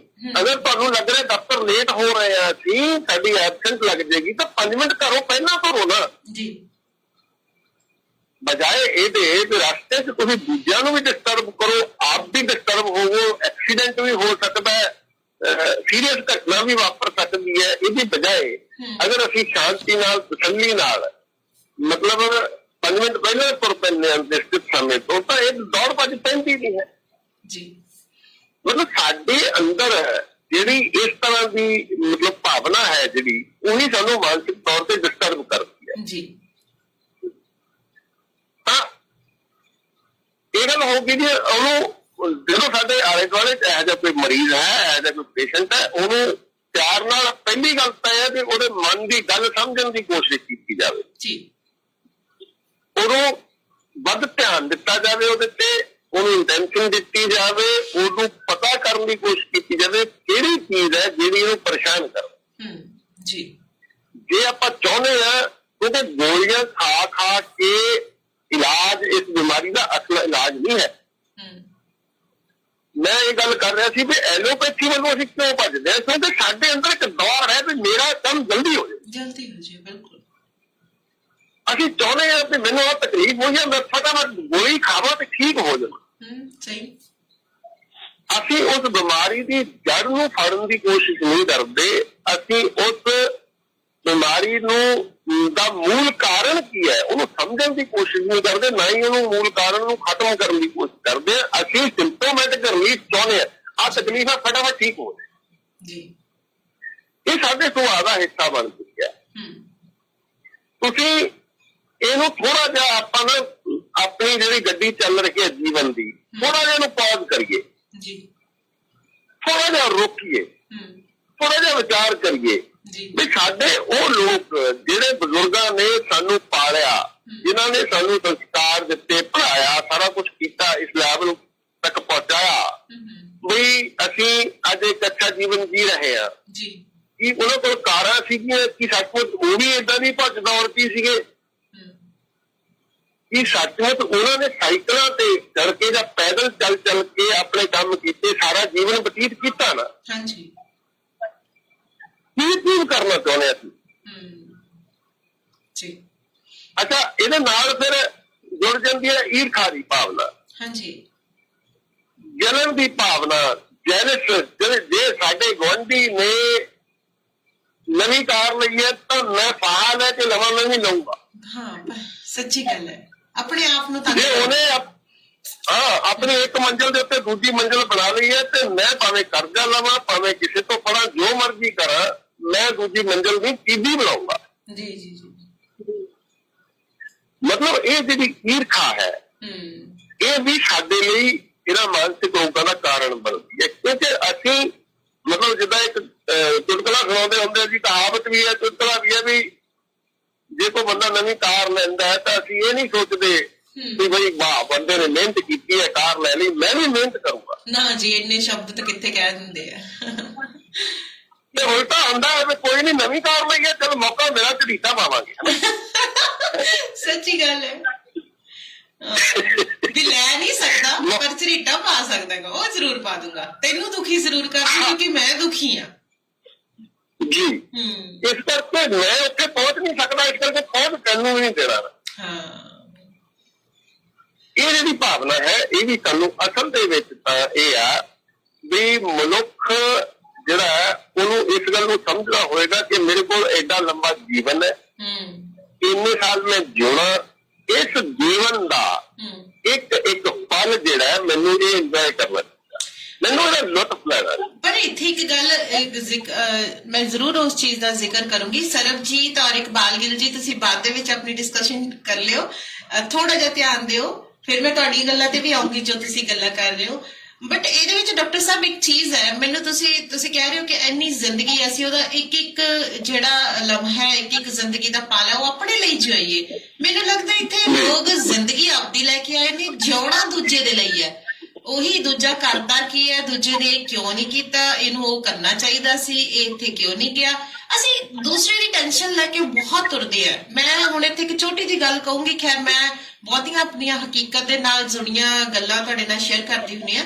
ਮੈਂ ਇਸ ਡਿਪਰੈਸ਼ਨ ਨੂੰ ਕਿਉਂ ਲੈ ਕੇ ਆਈ ਸੀ, ਕਿਉਂਕਿ ਮੈਂ ਇਸ ਦਾ ਐਡਾ ਵੱਡਾ ਮਰੀਜ਼ ਰਹਿ ਚੁੱਕੀ ਹਾਂ ਜਿਹਨੂੰ ਇਉਂ ਲੱਗਦਾ ਸੀਗਾ ਕਿ ਉਹ ਡਿਪਰੈਸ਼ਨ ਦੇ ਵਿੱਚੋਂ ਨਹੀਂ ਨਿਕਲ ਪਾਊਗੀ। ਤੁਸੀਂ ਆ ਮਨਜੀਤ ਨੂੰ ਤਾਂ ਕਦੇ ਮਿਲ ਹੀ ਨਹੀਂ ਸਕਦੇ ਸੀ ਜੇ ਤੁਸੀਂ ਉਹ ਮਨਜੀਤ ਨੂੰ ਵੇਖ ਲੈਂਦੇ। ਮੇਰੇ ਨਾਲ ਕੁਝ ਏਦਾਂ ਹੋਇਆ ਸੀ ਕਿ ਮੇਰੇ ਸਾਰੇ ਮੈਂਬਰਸ ਨੂੰ ਪਤਾ ਸੀ ਵੀ ਇਹਦੇ ਨਾਲ ਕੋਈ ਹਾਦਸਾ ਹੋਇਆ, ਬਟ ਉਹਦੇ ਵਿੱਚ ਸਭ ਤੋਂ ਜ਼ਿਆਦਾ ਜਿਵੇਂ ਕਹਿੰਦੇ ਨਾ ਗੋਲ ਘੇਰੇ ਦੇ ਵਿੱਚ ਮੈਨੂੰ ਹੀ ਖੜਾਇਆ ਗਿਆ ਸੀ ਕਿ ਸਭ ਤੋਂ ਵੱਡੀ ਗੁਨਾਹਗਾਰ ਇਹੀ ਆ, ਹਨਾ। ਤਾਂ ਮੈਨੂੰ ਮੈਂ ਇਹੀ ਚੀਜ਼ ਮੈਂ ਡਿਪਰੈਸ਼ਨ ਨੂੰ ਕਿਉਂ ਲੈ ਕੇ ਆਈ ਸੀ, ਕਿਉਂਕਿ ਜਿਹੜੀ ਜ਼ਿੰਦਗੀ ਦੇ ਕੁਝ ਉਹ ਮਹੀਨੇ ਲਾ ਲਓ ਚਾਹੇ 1 ਸਾਲ ਦਾ ਵਕਵਾ ਸੀਗਾ, 1 ਸਾਲ ਲੱਗ ਗਿਆ ਸੀ ਮੈਨੂੰ ਉਸ ਚੋਂ ਨਿਕਲ ਨੂੰ। ਤਾਂ ਮੈਨੂੰ ਲੱਗਦਾ ਸੀ ਵੀ ਜੋ ਪੀੜਾ ਜੋ ਚੀਜ਼ਾਂ ਮੈਂ ਸਹੀਆਂ ਨੇ ਤਾਂ ਜੇ ਕੋਈ ਉਸ ਦੇ ਵਿੱਚ ਹੈ ਤਾਂ ਉਹ ਵੀ ਨਿਕਲ ਸਕੇ। ਤਾਂ ਉਹਦੇ ਵਿੱਚ ਕੀ ਸੀ ਕਿ ਜਿਹਦੇ ਵੱਲ ਵੀ ਮੈਂ ਜਾਣਾ ਉਹੀ ਉਮੀਦਾਂ ਤੇ ਆਸ਼ਾਵਾਂ ਲੈ ਕੇ ਉਹਨਾਂ ਨੇ ਕਹਿ ਦੇਣਾ ਨਹੀਂ ਤੂੰ ਗਲਤ ਹੈ, ਨਹੀਂ ਤੂੰ ਗਲਤ ਹੈ। ਜਿੱਤੋਂ ਅਸੀਂ ਉਮੀਦਾਂ ਵੀ ਰੱਖਦੇ ਸੀਗੇ ਕਿ ਨਹੀਂ ਇਹ ਬੰਦਾ ਮੇਰੀ ਸੁਣੂਗਾ, ਇਹ ਲੋਕ ਮੇਰੀ ਸੁਣਨਗੇ, ਨਹੀਂ ਜੀ ਤੂੰ ਗਲਤ ਹੈ। ਤਾਂ ਉਹਨਾਂ ਸਾਰੀਆਂ ਚੀਜ਼ਾਂ ਨੇ ਮੈਨੂੰ ਇੰਨਾ ਡਿਪਰੈਸ ਕਰਤਾ ਸੀ ਡਾਕਟਰ ਸਾਹਿਬ, ਮੈਂ ਇੰਨੀ ਹਾਰਡ ਡਿਪਰੈਸ਼ਨ 'ਚ ਚਲੀ ਗਈ ਸੀ। ਜਿਹੜਾ ਤੁਸੀਂ ਲਾਸਟ ਕਹਿ ਰਹੇ ਸੀ ਨਾ ਕਿ ਬੰਦਾ ਆਪਣੇ ਆਪ ਨੂੰ ਵੀ ਹਰਟ ਕਰ ਲੈਂਦਾ ਹੈ, ਤਾਂ ਮੈਂ ਉਸ ਹੱਦ ਤੱਕ ਵੀ ਪਹੁੰਚੀ ਸੀਗੀ। ਪਰ ਪਤਾ ਨਹੀਂ ਕਿਉਂ ਮੈਨੂੰ ਇਹੋ ਲੱਗਦਾ ਸੀਗਾ ਕਿ ਜਿਵੇਂ ਕਹਿੰਦੇ ਨੇ ਕਿ ਜੇ ਤੁਸੀਂ ਕਿਸੇ ਦਲਦਲ ਦੇ ਵਿੱਚ ਫਸੇ ਹੋ, ਤੁਹਾਡੇ ਹੱਥ ਪੈਰ ਹੈਗੇ ਆ, ਤੁਹਾਨੂੰ ਪਤਾ ਹੈ ਵੀ ਜੇ ਮੈਨੂੰ ਮਾਰੂਗਾ ਤਾਂ ਕੁਛ ਇੱਧਰ ਉੱਧਰ ਕਿਤੋਂ ਤਾਂ ਮੈਂ ਬਚੂੰਗਾ, ਤਾਂ ਸ਼ਾਇਦ ਮੇਰੇ ਉਹ ਹੱਥ ਪੈਰ ਮੇਰਾ ਜਵਾਕ ਸੀ। ਜਦੋਂ ਮੇਰੇ ਆਪਣੇ ਹੱਥਾਂ ਨਾਲ ਮੈਂ ਬੜੇ ਹੱਥਾਂ ਨਾਲ ਘਰ ਦਾ ਜਿੰਨਾ ਕੰਚ ਹੁੰਦਾ ਸੀ, ਜਿੰਨਾ ਸਮਾਨ ਹੁੰਦਾ ਸੀ, ਮੈਂ ਭੰਨਿਆ ਹੋਇਆ ਗੁੱਸੇ 'ਚ। ਔਰ ਮੇਰਾ ਗੁੱਸਾ ਨਾ ਹਾਈ ਵੋਲਟੇਜ ਤੇ ਹੁੰਦਾ ਸੀਗਾ ਕਿ ਕੋਈ ਆਲੇ ਦੁਆਲੇ ਲੱਗਦਾ ਨਹੀਂ ਸੀ ਵੀ ਇਹਨੂੰ ਕਰ ਲੈਂਦੇ ਜਿਹੜਾ ਕੁਛ ਇਹ ਕਰਦੀ ਹੈ। ਤੇ ਜਦੋਂ ਬੱਚਾ ਮੇਰੇ ਮੂਹਰੇ ਆ ਜਾਂਦਾ ਸੀ ਨਾ, ਉਹ ਬੈਠ ਜਾਂਦਾ ਸੀਗਾ। ਇੱਕ ਵਾਰ ਤਾਂ ਇਹੋ ਹੋਇਆ ਸੀ ਕਿ ਮੈਂ ਆਪਣੇ ਜਵਾਕ ਨੂੰ ਵੀ ਚੱਕ ਕੇ ਬਾਹਰ ਸਿੱਟਤਾ ਸੀ, ਔਰ ਮੈਂ ਕਹਿਤਾ ਸੀਗਾ ਬਾਕੀਆਂ ਨੂੰ, ਮੈਂ ਕਿਹਾ ਤੁਸੀਂ ਸਾਂਭ ਲਓ, ਇਹ ਮੇਰੇ ਤੋਂ ਨਹੀਂ ਸਾਂਭਦਾ ਹੈਗਾ ਕਿ ਤੁਸੀਂ ਸਾਂਭੋ। ਪਰ ਪਤਾ ਨਹੀਂ ਕਿਉਂ ਉਸ ਤੋਂ ਬਾਅਦ ਮੈਨੂੰ ਇਹੋ ਲੱਗਣਾ ਸ਼ੁਰੂ ਹੋਇਆ ਵੀ ਸ਼ਾਇਦ ਮੈਂ ਗਲਤ ਕਰ ਰਹੀ ਹਾਂ, ਕਿਉਂਕਿ ਆਪਣੇ ਆਪ ਤਾਂ ਆਇਆ ਨਹੀਂ ਇਸ ਦੁਨੀਆ ਤੇ, ਮੈਂ ਲੈ ਕੇ ਆਈ ਸੀ, ਮੇਰਾ ਫੈਸਲਾ ਸੀਗਾ ਕਿ ਮੈਂ ਇੱਕ ਬੱਚੇ ਦੀ ਮਾਂ ਬਣਨਾ ਆ। ਤਾਂ ਫਿਰ ਉਹ ਦਿਨ ਤੋਂ ਥੋੜਾ ਜਿਹਾ ਮੈਂ ਆਪਣੇ ਆਪ ਨੂੰ ਥੋੜਾ ਬੋਲਡ ਕੀਤਾ, ਕਿਉਂਕਿ ਮੈਂ ਬਹੁਤ ਜ਼ਿਆਦਾ ਜਿਵੇਂ ਕਹਿੰਦੇ ਨਾ ਕਿ ਇੱਕ ਮਰੀਅਲ ਜਾਂ ਇਨਸਾਨ ਬਣ ਗਈ ਸੀਗੀ, ਬਸ ਜੀ ਖਤਮ ਹੈ ਜੀ ਦੁਨੀਆ, ਇਹ ਕਹਾਣੀ ਉਹ ਖਤਮ ਹੈਗੀ। ਤਾਂ ਫਿਰ ਮੇਰੀ ਜਿਹੜੀ ਜਿਉਣ ਦੀ ਉਮੀਦ ਜਾਂ ਇੱਕ ਕਹਿ ਦਈਏ ਕਿ ਆਸ ਸੀਗੀ, ਮੇਰਾ ਉਹ ਬੱਚਾ ਸੀ। ਜਦੋਂ ਮੇਰੇ ਮੂਹਰੇ ਉਹ ਆ ਜਾਂਦਾ ਸੀ, ਮੈਨੂੰ ਇਉਂ ਲੱਗਦਾ ਸੀ ਕਿ ਮੈਂ ਨਿਕਲਣਾ, ਬਸ ਜਿਵੇਂ ਮਰਜ਼ੀ ਨਿਕਲਣਾ। ਟੈਬਲੇਟ ਹੁੰਦੀ ਸੀ ਮੇਰੇ ਕੋਲੇ, ਮੈਨੂੰ ਨੀਂਦ ਦੀਆਂ ਗੋਲੀਆਂ ਦਿੱਤੀਆਂ ਜਾਂਦੀਆਂ ਸੀ ਕਿ ਇਹ ਸੌਂ ਜੇ। ਮੈਨੂੰ ਪਹਿਲਾਂ ਇੱਕ ਗੋਲੀ ਤੇ ਸੀ, ਫਿਰ ਮੈਂ 2 ਗੋਲੀਆਂ ਤੇ ਆ ਗਈਆਂ। ਇੱਕ ਦਿਨ ਡਾਕਟਰ ਸਾਹਿਬ ਇਹ ਹੋਇਆ ਕਿ ਉਹ ਹੱਦ ਆ ਗਈ ਕਿ ਮੈਨੂੰ 3 ਦਿਨ ਤੋਂ ਲੈ ਕੇ 4 ਦਿਨ ਤੱਕ ਨੀਂਦ ਨਹੀਂ ਆਉਂਦੀ ਸੀ। ਮੈਂ ਸਾਰੀ ਰਾਤ, ਤੁਸੀਂ ਇਹ ਦੇਖ ਲਓ ਸਿਆਲ ਦੀਆਂ ਰਾਤਾਂ, ਪੋਹ ਮਾਘ ਦੀਆਂ ਰਾਤਾਂ ਕਿੰਨੀਆਂ ਵੱਡੀਆਂ ਰਾਤਾਂ ਹੁੰਦੀਆਂ, ਮੇਰੀਆਂ ਅੱਖਾਂ ਪੂਰੀਆਂ ਡਾਰਕ ਕਾਲੀਆਂ ਹੋ ਗਈਆਂ ਸੀ, ਔਰ ਮੈਂ ਅੱਖਾਂ ਖੁੱਲੀਆਂ, ਹਨੇਰੇ ਦੇ ਵਿੱਚ ਮੈਨੂੰ ਕੋਈ ਲਾਈਟ ਵੀ ਨਹੀਂ ਚਲਾਉਣ ਦਿੰਦਾ ਸੀ ਕਿ ਤੂੰ ਤਾਂ ਨਹੀਂ ਜਿਉਣਾ ਹੈਗਾ, ਦੂਜੇ ਨੂੰ ਤਾਂ ਸੌਂ ਲੈਣ ਦੇ। ਤੇ ਫਿਰ ਹਨੇਰੇ ਦੇ ਵਿੱਚ ਮੈਂ ਹਨੇਰੇ ਦੇ ਵਿੱਚੋਂ ਹੀ ਮਤਲਬ ਕੁਛ ਦੇਖਦੀ ਸੀ ਵੀ ਉਹ ਤੁਰਿਆ ਜਾਂਦਾ ਹੈ, ਉਹ ਆ ਗਿਆ, ਤੇ ਮੈਨੂੰ ਉਹ ਹਨੇਰਾ ਵੀ ਉਹ ਲੱਗਣ ਲੱਗ ਗਿਆ ਸੀ ਕਿ ਦੇਣਾ ਲੋਕ ਤੁਰੇ ਫਿਰਦੇ ਆ। ਮਤਲਬ 3 ਦਿਨ ਮੈਂ ਬਿਨਾਂ ਸੁੱਤੀ ਤੋਂ ਰਹੀ ਹਾਂ। ਤੇ ਫਿਰ ਜਦੋਂ ਚੌਥੇ ਦਿਨ ਮੈਨੂੰ ਨੀਂਦ ਆਉਂਦੀ ਸੀ, ਤਾਂ ਫਿਰ ਇੰਨੀ ਡਾਰਕ ਨੀਂਦ ਆਉਂਦੀ ਸੀ ਕਿ 2 ਦਿਨ ਮੈਨੂੰ ਇਉਂ ਲੱਗਦਾ ਸੀ ਬਸ ਮੈਂ ਥੋੜਾ ਖਾ ਪੀ ਕੇ ਫੇਰ ਸੌਂ ਗਈ, ਫਿਰ ਉੱਠ ਖੜੀ। ਮੈਂ ਨਹਾਉਣ ਦਾ ਵੀ ਮੈਨੂੰ ਕੋਈ ਨਹੀਂ ਸੀ ਵੀ ਨਹਾ ਲਈ, ਠੀਕ ਹੈ, ਮੂੰਹ ਹੱਥ ਧੋ ਲਿਆ, ਪੈ ਗਈ। ਮਤਲਬ ਜਿਵੇਂ ਅਸੀਂ ਕਹਿੰਦੇ ਆ ਨਾ ਕਿ ਇਹ ਹਾਲਾਤ ਸਾਡੇ ਘਰਦਿਆਂ ਦੇ ਸਾਹਮਣੇ ਹੁੰਦੇ ਆ, ਪਰ ਕਿਤੇ ਨਾ ਕਿਤੇ ਉਹੀ ਜਿਵੇਂ ਆਪਾਂ ਕਹਿ ਕੇ ਡਰਦੇ ਆ ਸਾਰੇ। ਕਿਸੇ ਕੋਲ ਲੈ ਕੇ ਜਾਵਾਂਗੇ ਡਾਕਟਰ ਕੋਲੇ, ਅਗਲਾ ਕਹੂਗਾ ਤੁਹਾਡੇ ਘਰ ਦਾ ਇਹ ਮੈਂਬਰ ਪਾਗਲ ਹੋ ਗਿਆ ਯਾਰ, ਹਨਾ। ਤਾਂ ਜਿਹੜੀ ਅਸੀਂ ਸ਼ਰਮ ਹੈ ਨਾ ਵੀ ਦੁਨੀਆ ਕੀ ਕਹੂਗੀ, ਲੋਕ ਕੀ ਕਹਿਣਗੇ, ਅਸੀਂ ਉਹ ਤੋਂ ਡਰਦੇ ਆ। ਪਰ ਇਹਦੇ ਵਿੱਚ ਮੈਂ ਦੁਆ ਆਪਣੇ ਆਪ ਨੂੰ ਦਊਂਗੀ, ਇਸ ਲਈ ਮੈਂ ਕਹਿੰਦੀ ਹੁੰਦੀ ਕਿ ਮੈਂ ਲੱਕੀ ਹਾਂ ਕਿਉਂਕਿ ਮੈਂ ਆਪਣੇ ਆਪ ਦੇ ਨਾਲ ਫਾਈਟ ਕੀਤੀ ਹੈ ਕਿ ਤੂੰ ਮਰਨਾ ਮਰ, ਪਰ ਜਿਹੜੀ ਮਾਂ ਹੈ ਨਾ ਇਹਨੇ ਆਪਣੇ ਬੱਚੇ ਲਈ ਜਿਉਣਾ ਹੈ ਤਾਂ ਇਹਨੂੰ ਜਿਉਣਾ ਪਊਗਾ। ਤਾਂ ਮੈਂ 6 ਮਹੀਨਿਆਂ ਬਾਅਦ ਆਪਣੇ ਆਪ ਨੂੰ ਪ੍ਰਪੇਅਰ ਕੀਤਾ ਸੀ ਵਾਪਸ ਆਉਣ ਦੇ ਲਈ। ਫਿਰ ਮੈਂ ਥੋੜਾ ਹਮਲਾ ਮਾਰਿਆ ਕਿ ਮੈਂ ਥੋੜਾ ਆਪਣੇ ਆਪ ਨੂੰ ਟਾਈਮ ਦੇਵਾਂ, ਆਪਣੇ ਬੱਚੇ ਨੂੰ ਟਾਈਮ ਦੇਵਾਂ। ਸੋ ਇਹ ਹਾਰਡ ਮਰੀਜ਼ ਮੈਂ ਰਹਿ ਚੁੱਕੀ ਹਾਂ, ਇਸ ਕਰਕੇ ਇਸ ਬਿਮਾਰੀ ਦਾ ਮੈਂ ਇੱਥੇ ਜ਼ਿਕਰ ਕਰਨਾ ਲਾਜ਼ਮੀ ਸਮਝਿਆ ਕਿਉਂਕਿ ਅਸੀਂ ਬੜੇ ਸਾਰੇ ਘਰ ਦੀਆਂ ਕਬੀਲਦਾਰੀਆਂ ਤੋਂ ਅੱਕੇ ਪਏ ਹੁੰਦੇ ਆ, ਬੜੇ ਸਾਰੇ ਅਸੀਂ ਲੋਕਾਂ ਦੇ ਸਤਾਏ ਅੱਕੇ ਪਏ ਹੁੰਦੇ ਆ ਵੀ ਉਹਨੇ ਕੀ ਕਹਿਤਾ, ਉਹਨੇ ਕਿਉਂ ਕਹਿਤਾ। ਸੋ ਅੱਜ ਦੀ ਡੇਟ ਦੇ ਵਿੱਚ ਮੈਨੂੰ ਉਹ ਲੱਗਦਾ ਕਿ ਮੇਰੀ ਜ਼ਿੰਦਗੀ ਮੇਰਾ ਜਵਾਕ ਹੈ, ਇਸੇ ਕਰਕੇ ਮੈਂ ਸਾਰਾ ਦਿਨ ਉਹਦੇ ਆਲੇ ਦੁਆਲੇ ਰਹਿੰਦੀ ਹਾਂ ਵੀ ਸ਼ਾਇਦ ਸੈਕਿੰਡ ਜ਼ਿੰਦਗੀ ਇਹਦੇ ਲਈ ਆ। ਸੋ ਨਿਸ਼ਾਨੀਆਂ ਮੈਂ ਇਸੇ ਲਈ ਦੇਖਣਾ ਚਾਹੁੰਦੀ ਸੀ ਕਿ ਸੱਚੀ ਉਹੀ ਸਿੰਪਟਮ ਸੀਗੇ ਜਿਹੜੇ ਤੁਸੀਂ ਦੱਸੇ ਆ, ਔਰ ਫਿਰ ਉਹੀ ਗੋਲੀਆਂ ਦਾ ਥੱਬਾ ਮੈਨੂੰ ਦੇ ਦੇਣਾ ਵੀ ਇਹ ਸੁੱਤੀ ਰਹੂਗੀ, ਖਾ ਲੂਗੀ, ਪੀ ਲੂਗੀ, ਸੌਂ ਜੂਗੀ। ਪਰ ਅੱਜ ਉਹ ਹਾਲਾਤ ਹੈ ਕਿ ਤੁਸੀਂ ਆਪਣੇ ਆਪ ਨਾਲ ਇੱਕ ਇਹਦੇ ਵਿੱਚ ਡਾਕਟਰ ਸਾਹਿਬ ਇਹ ਵੀ ਹੁੰਦਾ ਆ ਕਿ ਜਦੋਂ ਤੱਕ ਮਰੀਜ਼ ਨਹੀਂ ਨਾ ਚਾਹੁੰਦਾ ਡਿਪਰੈਸ਼ਨ ਚੋਂ ਨਿਕਲ ਹੀ ਨਹੀਂ ਸਕਦੇ ਤੁਸੀਂ, ਨਹੀਂ ਹੋ ਸਕਦਾ। ਮਤਲਬ ਇਹਦੇ ਚ ਬਹੁਤ ਕਲੀਅਰ ਗੱਲ ਹੈ ਜੀ, ਜੋ ਤੁਸੀਂ ਆਪਣੇ ਲਈ ਕਰ ਸਕਦੇ ਕੋਈ ਬਾਹਰਲਾ ਤੁਹਾਡੇ ਲਈ ਨਹੀਂ ਕਰ ਸਕਦਾ। ਜੀ ਜੀ, ਸਭ ਤੋਂ ਵੱਡਾ ਕੰਮ ਤੁਹਾਨੂੰ ਖੁਦ ਕਰਨਾ ਪਏਗਾ। ਪੇਸ਼ੈਂਟ ਖੁਦ ਹੀ, ਇਹਦੇ ਚ ਕੋਈ ਬਹੁਤ ਜ਼ਿਆਦਾ ਮਦਦ ਤੁਹਾਡੀ ਨਹੀਂ ਕਰ ਸਕਦਾ। ਜੀ ਜੀ ਜੀ ਜੀ, ਬਿਲਕੁਲ ਜੀ।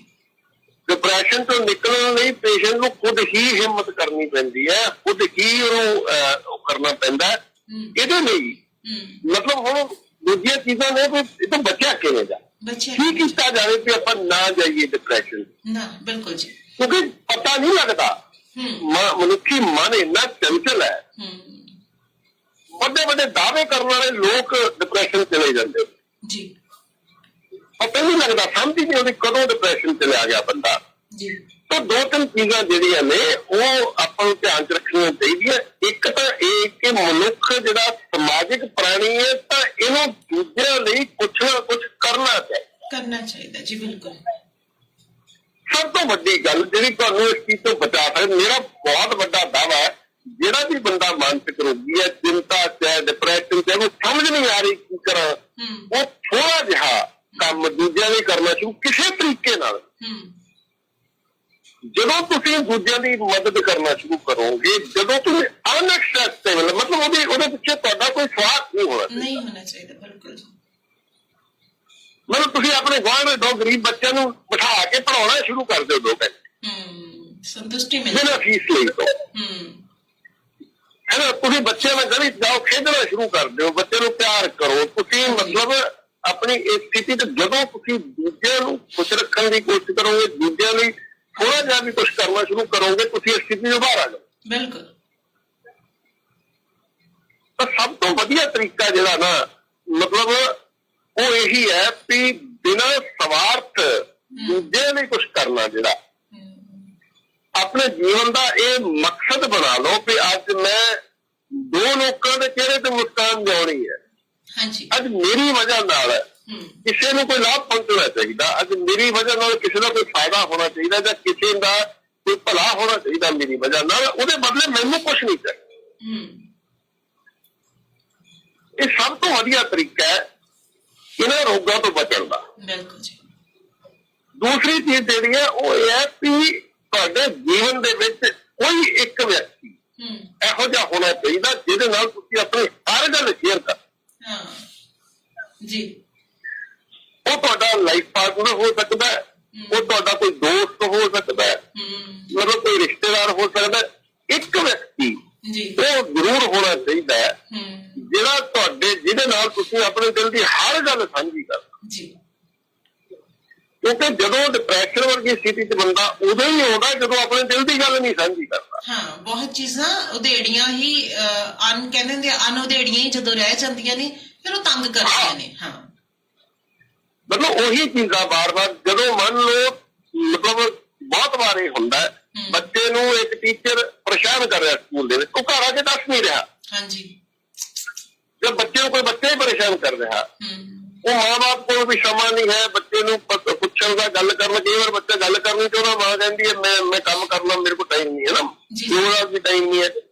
ਤੇ ਉਹ ਬੱਚਾ ਫਿਰ ਹੌਲੀ-ਹੌਲੀ ਉਸ ਮੁਸ਼ਕਿਲ ਨੂੰ ਲੈ ਕੇ, ਸਮੱਸਿਆ ਨੂੰ ਲੈ ਕੇ ਕਿਸੇ ਨਾਲ ਉਹਨੂੰ ਇਹ ਲੱਗਦਾ ਮੇਰੀ ਕੋਈ ਸੁਣਦਾ ਹੀ ਨਹੀਂ, ਮੇਰੇ ਨਾਲ ਕਿਸੇ ਨੂੰ ਕੋਈ ਮਤਲਬ ਹੀ ਨਹੀਂ ਹੈ, ਮੇਰੇ ਲਈ ਕਿਸੇ ਕੋਲ ਟਾਈਮ ਹੀ ਨਹੀਂ ਹੈ। ਇਸ ਕਰਕੇ ਉਹ ਫਿਰ ਇਹਦੀ ਸਥਿਤੀ ਚਲਿਆ ਜਾਂਦਾ, ਡਿਪਰੈਸ਼ਨ ਚਲਿਆ ਜਾਂਦਾ। ਡਾਕਟਰ ਸਾਹਿਬ ਇੱਥੇ ਨਾ ਥੋੜਾ ਜਿਹਾ ਇਸ ਗੱਲ ਦੇ ਨਾਲ ਇੱਕ ਥੋੜਾ ਜਿਹਾ ਹਾਦਸਾ, ਮੇਰੇ ਪਰਸਨਲ ਹਾਦਸੇ ਬਹੁਤ ਜੁੜੇ ਹੁੰਦੇ ਨੇ ਕਿਸੇ ਨੇ ਚੀਜ਼ ਨਾਲ। ਮੇਰੇ ਬੇਟਾ, ਮੈਂ ਇਧਰ ਸਮਰ ਹਿੱਲ ਚੋਂ ਚੇਂਜ ਕਰਕੇ DAV ਕਨਵਰਟ ਕੀਤਾ ਮੈਂ ਆਪਣਾ ਬੱਚਾ, ਤੋ ਇਹ 4th ਕਲਾਸ ਚ ਜਦੋਂ ਗਿਆ ਨਾ, ਤੇ ਤਕਰੀਬਨ ਉੱਥੇ ਸਾਰੇ ਜੇ ਥੋੜੇ ਜਿਹੇ ਜ਼ਿਆਦਾ ਰਿਚ ਫੈਮਿਲੀ ਦੇ ਬੱਚੇ ਨੇ, ਥੋੜੇ ਜਿਵੇਂ ਕਹਿੰਦੇ ਪਰਿਵਾਰਾਂ ਚ ਬਹੁਤ ਖੁੱਲੇ ਢੰਗ ਦੇ ਨਾਲ ਪਾਲੇ ਹੋਏ ਬੱਚੇ ਨੇ, ਤੇ ਉਹਨਾਂ ਬੱਚਿਆਂ ਨੂੰ ਕੁਝ ਮੇਰੇ ਬੱਚੇ ਨਾਲੋਂ ਜ਼ਿਆਦਾ ਹੀ, ਹੱਦ ਤੋਂ ਜ਼ਿਆਦਾ ਹੀ ਪਤਾ ਸੀਗਾ। ਤਾਂ ਉਹਨਾਂ ਨੇ ਮੇਰੇ ਬੱਚੇ ਨੂੰ ਕੁਝ ਇਹੋ ਜਿਹੇ ਸ਼ਬਦ ਬੋਲੇ, ਇਹੋ ਜਿਹਾ ਕੁਝ ਕਰਕੇ ਦਿਖਾਇਆ ਕਿ ਇਹ ਥੋੜਾ ਜਿਹਾ ਤੰਗ ਹੋ ਗਿਆ। ਤੇ ਜਦੋਂ ਘਰੇ ਜਾਇਆ ਕਰੇ, ਇਹ ਹਰ ਵਾਰੀ ਕਿਹਾ ਕਰੇ, ਮੰਮਾ ਮੈਂ ਉਧਰ ਹੀ ਠੀਕ ਸੀਗਾ, ਮੰਮਾ ਮੈਂ ਇੱਧਰ ਕਿਉਂ ਲਗਾਤਾ। ਮੈਂ ਕਿਹਾ ਬੇਟਾ ਉਧਰ ਥੋੜਾ ਜਿਹਾ ਡਾਊਨ ਚੱਲ ਗਿਆ ਸੀ, ਕੁਝ ਪ੍ਰੋਬਲਮਸ ਆ ਗਈਆਂ ਸੀ ਉਸ ਸਕੂਲ ਦੇ ਵਿੱਚ, ਮੈਨੂੰ ਇੱਧਰ ਸ਼ਿਫਟ ਕਰਨਾ ਪਿਆ। ਮੈਂ ਕਿਹਾ ਕੁਛ ਨਹੀਂ ਹੈ। ਇਹ ਸਰਬਜੀਤ ਹੋਰਾਂ ਦਾ ਵੀ ਸਵਾਲ ਹੈ, ਇਹ ਸਰਬਜੀਤ ਨੇ ਵੀ ਕਿਹਾ ਸੀ ਕਿ ਬੱਚੇ ਡਿਪਰੈਸ਼ਨ ਚ ਜਾ ਸਕਦੇ ਆ। ਤਾਂ ਮੈਂ ਡਾਕਟਰ ਸਾਹਿਬ ਨੂੰ 2-3 ਦਿਨ ਪੁੱਛਿਆ, ਮੈਂ ਕਿਹਾ ਵੀ ਤੇਰਾ ਦਿਲ ਨਹੀਂ ਲੱਗਦਾ, ਤੇਰੇ ਦੋਸਤ ਨਹੀਂ ਬਣੇ, ਕੋਈ ਕੁਛ ਨਹੀਂ ਬਣਿਆ। ਤੇ ਉਹ ਉਲਝਿਆ ਜਿਹਾ ਹੁੰਦਾ ਸੀ, ਉਹਨੂੰ ਪਤਾ ਨਹੀਂ ਲੱਗਦਾ ਸੀ ਕਿ ਮੰਮਾ ਨਾਲ ਮੈਂ ਇਹ ਗੱਲ ਕਰ ਸਕਦਾ ਕਿ ਨਹੀਂ। ਫਿਰ ਮੈਂ ਹੁਣ ਅਕਸਰ ਹੀ ਉਹਨੂੰ ਇਹ ਕਹਿੰਦੀ ਹੁੰਦੀ ਆ, ਪੁੱਤ ਤੇਰੀ ਲਾਈਫ ਦੀ ਪਹਿਲੀ ਤੇਰੀ ਜਿਹੜੀ ਗਰਲਫ੍ਰੈਂਡ ਹੈ ਨਾ, ਉਹ ਮੈਂ ਆ, ਤੇਰੀ ਮਾਂ, ਤੇਰੀ ਸਹੇਲੀ, ਤੇਰੀ ਭੈਣ, ਸਭ ਕੁਝ ਜੋ ਪਹਿਲਾਂ ਇੱਕ ਔਰਤ ਇੱਕ ਮਰਦ ਦੇ ਰੂਪ ਦੇ ਵਿੱਚ ਆਏਗੀ ਨਾ, ਮਤਲਬ ਲਾਈਫ ਦੇ ਵਿੱਚ ਆਏਗੀ, ਉਹ ਮੈਂ ਆ। ਤੂੰ ਮੇਰੇ ਵਿੱਚ ਦੇਖੇਗਾ ਜਿਹਨੂੰ ਦੇਖੇਗਾ।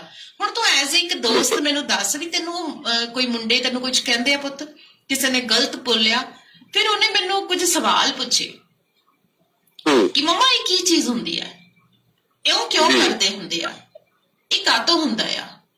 ਜਦੋਂ ਉਹਨੇ ਡਾਕਟਰ ਸਾਹਿਬ ਮੇਰੇ ਮੂਹਰੇ 4-5 ਸਵਾਲ ਰੱਖੇ, ਤੁਸੀਂ ਮੰਨੋਗੇ ਮੈਂ ਕੰਬ ਗਈ ਵੀ ਮੈਂ ਹੁਣ ਇਹਨਾਂ ਦੇ ਜਵਾਬ ਇਸ ਛੋਟੇ ਜਿਹੇ ਬੱਚੇ ਨੂੰ ਕੀ ਦੇਵਾਂ। ਠੀਕ ਹੈ। ਤਾਂ ਮੈਂ ਖੁਦ ਇਸ ਬਿਮਾਰੀ ਤੋਂ ਬਾਹਰ ਨਿਕਲੀ ਹਾਂ। ਮੈਂ ਡਰ ਗਈ ਵੀ ਇਸ ਤੋਂ ਬਾਅਦ ਮੇਰਾ ਬੱਚਾ ਨਾ ਕਿਸੇ ਉਸ ਮਾਹੌਲ ਦੇ ਵਿੱਚ ਚਲਾ ਜਾਵੇ। ਮੈਂ ਕਿਹਾ ਗੱਲ ਹੀ ਕੋਈ ਨਹੀਂ ਪੁੱਤ।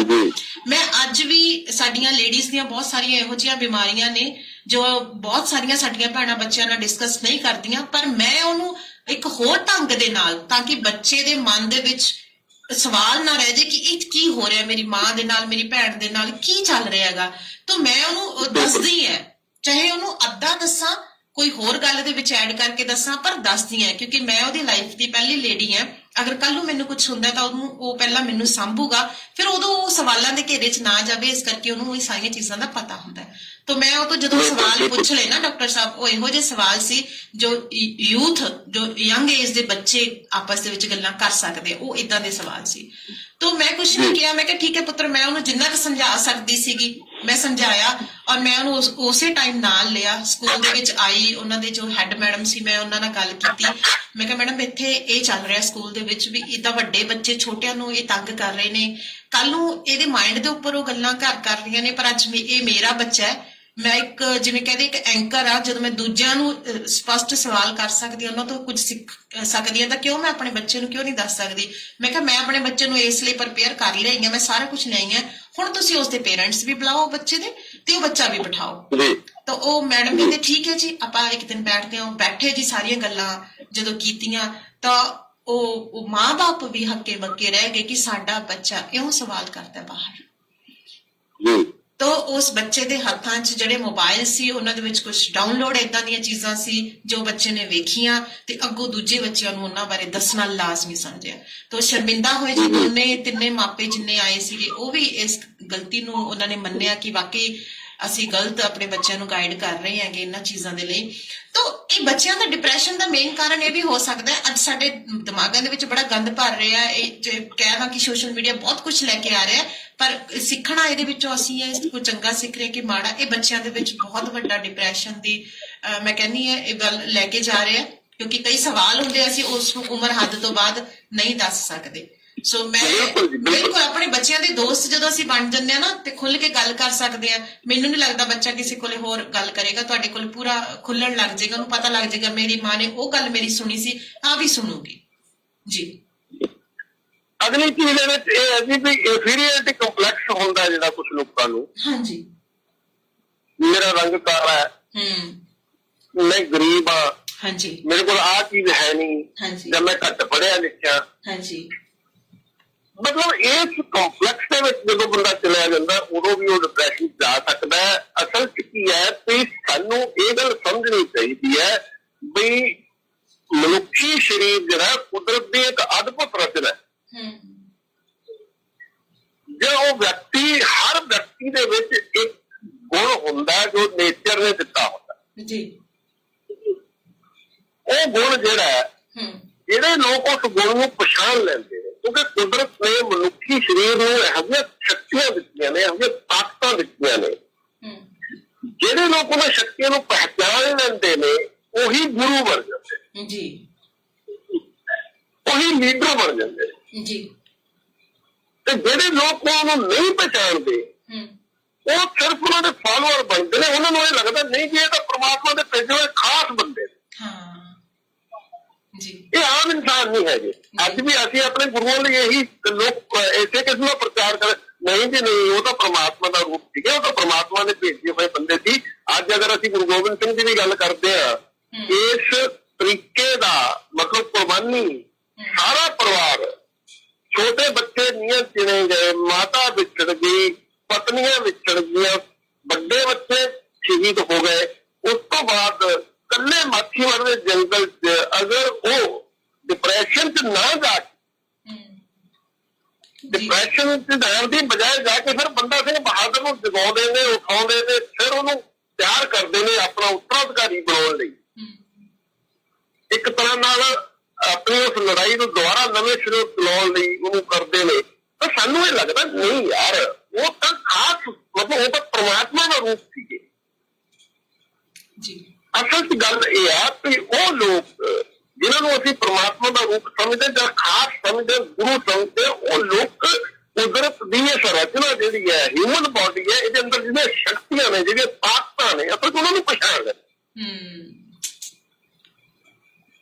ਇਹ ਹਰ ਮਨੁੱਖ ਦੇ ਸਰੀਰ ਦੇ ਅੰਦਰ ਉਹ ਗੁਣ ਹੈਗੇ ਨੇ। ਸਵਾਲ ਇਹ ਕਿ ਅਸੀਂ ਉਹਨਾਂ ਨੂੰ ਲੱਭ ਪਾਉਂਦੇ ਹਾਂ ਕਿ ਨਹੀਂ, ਅਸੀਂ ਉਹਨਾਂ ਨੂੰ ਜਗਾ ਪਾਉਂਦੇ ਹਾਂ ਕਿ ਨਹੀਂ।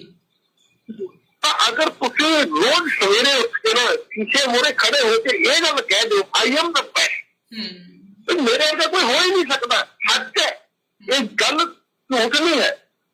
ਜੋ ਗੁਣ ਤੁਹਾਡੇ ਚ ਨੇ ਨਾ, ਦੂਜੇ ਦੁਨੀਆ ਦੇ ਕਿਸੇ ਬੰਦੇ ਚ ਜ਼ਰੂਰੀ ਨਹੀਂ ਹੈ ਉਹ ਗੁਣ ਹੋ ਸਕਦਾ।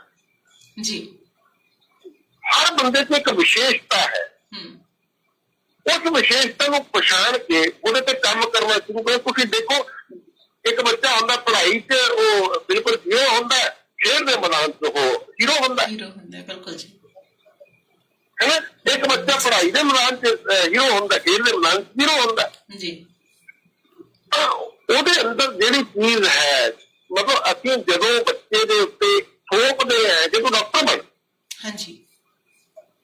ਤਾਂ ਸਾਨੂੰ ਇਹ ਸਮਝਣਾ ਚਾਹੀਦਾ ਕਿ ਇਹਦੇ ਅੰਦਰ ਕੁਦਰਤ ਨੇ ਯੋਗਤਾ ਦਿੱਤੀ ਹੈ ਡਾਕਟਰ ਬਣਨ ਦੀ, ਜਾਂ ਇਹਨੇ ਖਿਡਾਰੀ ਬਣਨਾ, ਜਾਂ ਇਹਨੇ ਗਾਇਕ ਬਣਨਾ, ਜਾਂ ਇਹਨੇ ਲੇਖਕ ਬਣਨਾ, ਤਾਂ ਉਹਦੀ ਪ੍ਰਤਿਭਾ ਜਿਹੜੀ ਹੈ ਉਹ ਇਸ ਰੂਪ 'ਚ ਨਿਖਰੇਗੀ ਅੱਗੇ ਜਾ ਕੇ। ਇਸ ਰੂਪ 'ਚ ਤਾਂ ਅਸੀਂ ਕਿਸੇ ਬੱਚੇ ਦੇ ਉੱਤੇ ਥੋਪੀਏ ਨਾ।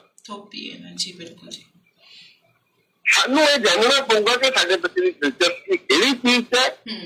ਉਸੇ ਮਤਲਬ ਤੁਸੀਂ ਸੁਣਿਆ ਹੋਣਾ ਜੀ, ਅਕਸਰ ਦੇਸ਼ਾਂ 'ਚ ਦੱਸਦੇ ਨੇ ਬੱਚੇ ਨੂੰ ਲਿਆ ਕੇ ਕਮਰੇ 'ਚ ਛੱਡਦੇ ਨੇ, ਉੱਥੇ ਫੁੱਟਬਾਲ ਵੀ ਪਿਆ, ਹਾਕੀ ਵੀ ਪਈ ਹੈ, ਉੱਥੇ ਬਹੁਤ ਸਾਰੀਆਂ ਚੀਜ਼ਾਂ, ਪੇਚਕਸ ਵੀ ਪਿਆ, ਉੱਥੇ ਚਾਬੀਆਂ ਪਾਨੇ ਵੀ ਪਏ ਆ। ਬੱਚਾ ਜਾ ਕੇ ਜਿਹੜੀ ਚੀਜ਼ ਨੂੰ ਪਹਿਲਾਂ ਹੱਥ ਪਾਉਂਦਾ ਤਾਂ ਸਮਝ ਲਿਆ ਜਾਂਦਾ ਕਿ ਬੱਚਾ ਇਸ ਲਾਈਨ 'ਚ ਜਾਏਗਾ। ਦਿਲਚਸਪੀ ਇਸ ਚੀਜ਼ 'ਚ ਹੈ। ਅਸੀਂ ਅਸਲ ਇਸ ਚੀਜ਼ ਤੋਂ ਕਾਫੀ ਪਿੱਛੇ ਹੈ। ਤਾਂ ਦੋ ਗੱਲਾਂ, ਮਤਲਬ ਇੱਕ ਤਾਂ ਜਿਹੜੀ ਈਰਖਾ ਦੌੜ ਸਾਡੀ ਹੈ, ਤੇ ਉਹ ਗੁਆਂਢੀ ਦਾ ਬੱਚਾ ਫਲਾਣੇ ਸਕੂਲ 'ਚ ਪੜ੍ਹਦਾ, ਮੇਰਾ ਵੀ ਉਸੇ ਸਕੂਲ 'ਚ ਪੜ੍ਹੇ, ਇਸ ਕਿਸਮ ਦੀ ਜਿਹੜੀ ਦੌੜ ਹੈ ਉਹਨੂੰ ਛੱਡ ਦਈਏ।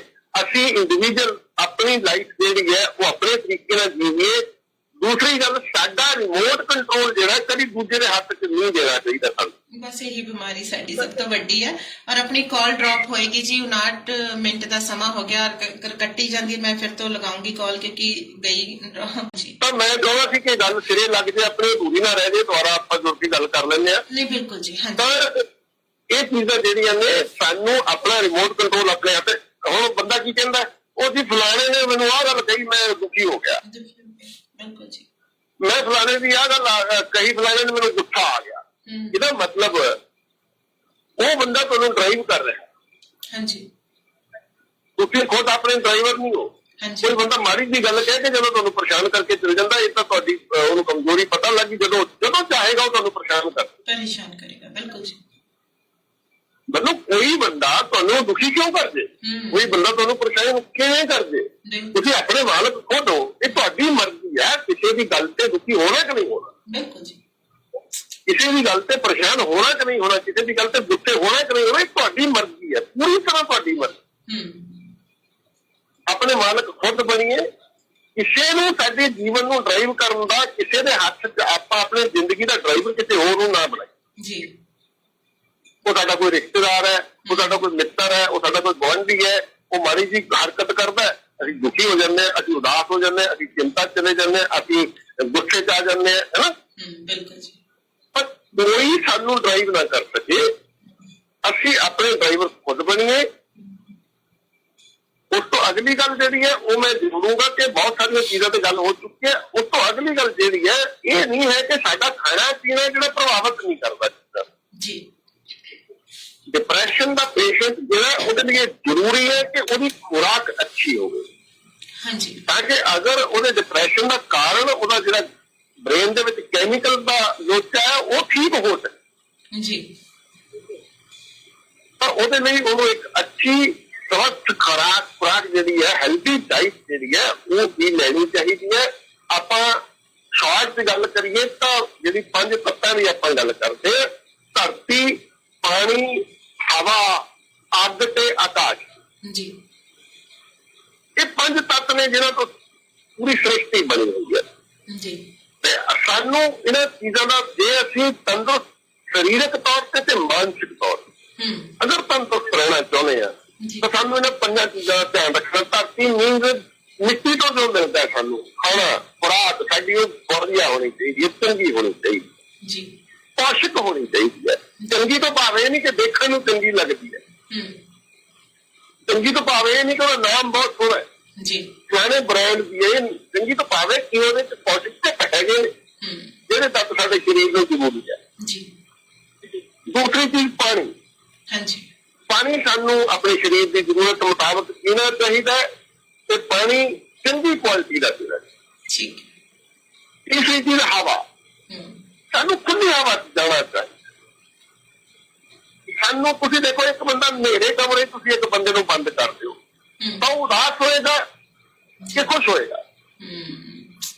ਲਾਜ਼ਮੀ ਉਦਾਸ ਹੋਏਗਾ। ਤੁਸੀਂ ਕਿਸੇ ਵਿਅਕਤੀ ਨੂੰ ਖੁੱਲੇ, ਜਿੱਥੇ ਬਹੁਤ ਸਾਰੇ ਦਰਖਤ ਨੇ, ਬਹੁਤ ਸਾਰਾ ਪੰਛੀ ਚਹਿਚਹਾ ਰਹੇ ਨੇ, ਉੱਥੇ ਛੱਡ ਦਿਓ ਕਿਸੇ ਬੰਦੇ ਨੂੰ ਤਾਂ ਖੁਸ਼ ਹੋ ਜਾਏਗਾ।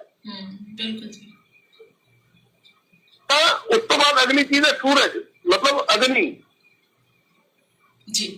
ਤਾਂ ਸਾਨੂੰ ਐਕਸਪੋਜ਼ਰ, ਸਨਲਾਈਟ ਦਾ ਐਕਸਪੋਜ਼ਰ ਵੀ ਚਾਹੀਦਾ ਜੀ। ਅਸੀਂ ਹਰ ਵੇਲੇ ਕਮਰੇ 'ਚ ਨਾ ਬਣੇ ਰਹੀਏ, ਅਸੀਂ ਕੁਝ ਸਮਾਂ ਇਹੋ ਜਿਹਾ ਕੱਢੀਏ ਜਦੋਂ ਅਸੀਂ ਸੂਰਜ ਦੇ ਸੰਪਰਕ 'ਚ ਰਹੀਏ, ਧੁੱਪ ਦੇ ਸੰਪਰਕ 'ਚ ਰਹੀਏ। ਜੀ। ਕੱਲਾ ਵਿਟਾਮਿਨ ਡੀ ਨਹੀਂ ਹੈ, એનર્ਜੀ ਹੈ ਇੱਕ ਜਿਹੜੀ ਜੀ ਸੂਰਜ ਤੋਂ ਮਿਲਦੀ ਹੈ ਸਾਨੂੰ। ਤਾਂ ਇਵੇਂ ਖੁੱਲੇ ਆਕਾਸ਼ ਦੇ ਥੱਲੇ ਜੇ ਅਸੀਂ ਬਾਹਰ ਨਹੀਂ ਜਾ ਸਕਦੇ, ਛੱਤ ਤੇ ਹੀ ਚਲੇ ਜਾਓ। ਜੀ। ਤਾਂ ਅਸੀਂ ਜਦੋਂ ਇਹਨਾਂ ਸਾਰੀਆਂ ਚੀਜ਼ਾਂ ਦਾ ਬੈਲੈਂਸ ਬਣਾ ਲੈਂਦੇ ਆ, ਅਸੀਂ ਇਹਨਾਂ ਸਾਰੀਆਂ ਚੀਜ਼ਾਂ ਨੂੰ ਸਹੀ ਕਰ ਲੈਂਦੇ ਆ, ਤਾਂ ਸਾਡਾ ਮਾਨਸਿਕ ਤੇ ਸਰੀਰਕ ਜਿਹੜੀ ਸਿਹਤ ਹੈ ਉਹ ਚੰਗੀ ਰਹਿ ਸਕਦੀ ਹੈ। ਜੀ। ਤੇ ਅੱਜ ਦੇ ਇਸ, ਭਾਵੇਂ ਲੰਬਾ ਹੈ ਟੌਪਿਕ, ਪਰ ਮੈਨੂੰ ਇਹ ਲੱਗਦਾ ਵੀ ਅਸੀਂ ਅਗਰ ਚਾਹੁੰਦੇ ਆ ਕਿ ਅਸੀਂ ਕਦੀ ਡਿਪਰੈਸ਼ਨ 'ਚ ਨਾ ਜਾਈਏ, ਤਾਂ ਮੈਂ ਜਿਹੜਾ ਆਪਣੀ ਜ਼ਿੰਦਗੀ ਦੇ ਤਜਰਬੇ 'ਚੋਂ ਸਿੱਖਿਆ, ਬਿਨਾਂ ਸਵਾਰਥ ਜਦੋਂ ਤੁਸੀਂ ਦੂਜੇ ਲੋਕਾਂ ਲਈ ਕੋਈ ਕੰਮ ਕਰਦੇ ਹੋ, ਦੁਨੀਆ ਦੀ ਕੋਈ ਤਾਕਤ ਨਹੀਂ ਹੈ ਕਿ ਤੁਸੀਂ ਡਿਪਰੈਸ਼ਨ 'ਚ ਚਲੇ ਜਾਓ। ਹਾਂਜੀ। ਕੋਈ ਇਹੋ ਜਿਹੀ ਚੀਜ਼ ਹੈ ਜਿਹੜੀ ਤੁਹਾਨੂੰ ਡਿਪਰੈਸ਼ਨ 'ਚ ਲੈ ਜਾਏ, ਅਗਰ ਤੁਸੀਂ ਬਿਨਾਂ ਸਵਾਰਥ, ਕੋਈ ਐਕਸਪੈਕਟ ਕੀਤੇ ਬਿਨਾਂ ਕਿ ਮੈਂ ਇਹਦਾ ਆਹ ਕੰਮ ਕਰਾਂ ਇਹਦੇ ਬਦਲੇ ਮੈਨੂੰ ਆਹ ਮਿਲੇਗਾ, ਮੈਂ ਇਹਦੀ ਆਹ ਮਦਦ ਕਰ ਰਿਹਾ ਇਹਦੇ ਬਦਲੇ ਇਹ ਮੇਰੀ ਮਦਦ ਕਰੇਗਾ, ਏਦਾਂ ਦੀ ਉਮੀਦ ਰੱਖੇ ਬਿਨਾਂ ਜਦੋਂ ਅਸੀਂ ਬਿਨਾਂ ਸਵਾਰਥ ਦੂਜੇ ਲੋਕਾਂ ਦੀ ਮਦਦ ਕਰਦੇ ਆ, ਤਾਂ ਉਹਦੇ ਨਾਲ ਦੂਜੇ ਲੋਕਾਂ ਨੂੰ ਫੁੱਲ ਵੀ ਪਾਉਂਦੇ ਆ, ਦੂਜੇ ਲੋਕਾਂ ਨਾਲ ਵਿਚਾਰ ਚਰਚਾ ਵੀ ਕਰ ਪਾਉਂਦੇ ਆ, ਦੂਜੇ ਲੋਕਾਂ ਨਾਲ ਆਪਣੀ ਸਾਂਝ ਦੁੱਖ ਸੁੱਖ ਦੀ ਵੀ ਪਾ ਸਕਦੇ ਆ। ਤਾਂ ਜਿਹੜਾ ਇਹ ਕੁੱਲ ਮਿਲਾ ਕੇ ਸਾਨੂੰ ਆਪਣਾ ਲਾਈਫ ਸਟਾਈਲ ਜਿਹੜਾ, ਸਾਨੂੰ ਇੱਕ ਬ੍ਰੇਕ ਲੈਣਾ ਪਏਗਾ। ਜੀ।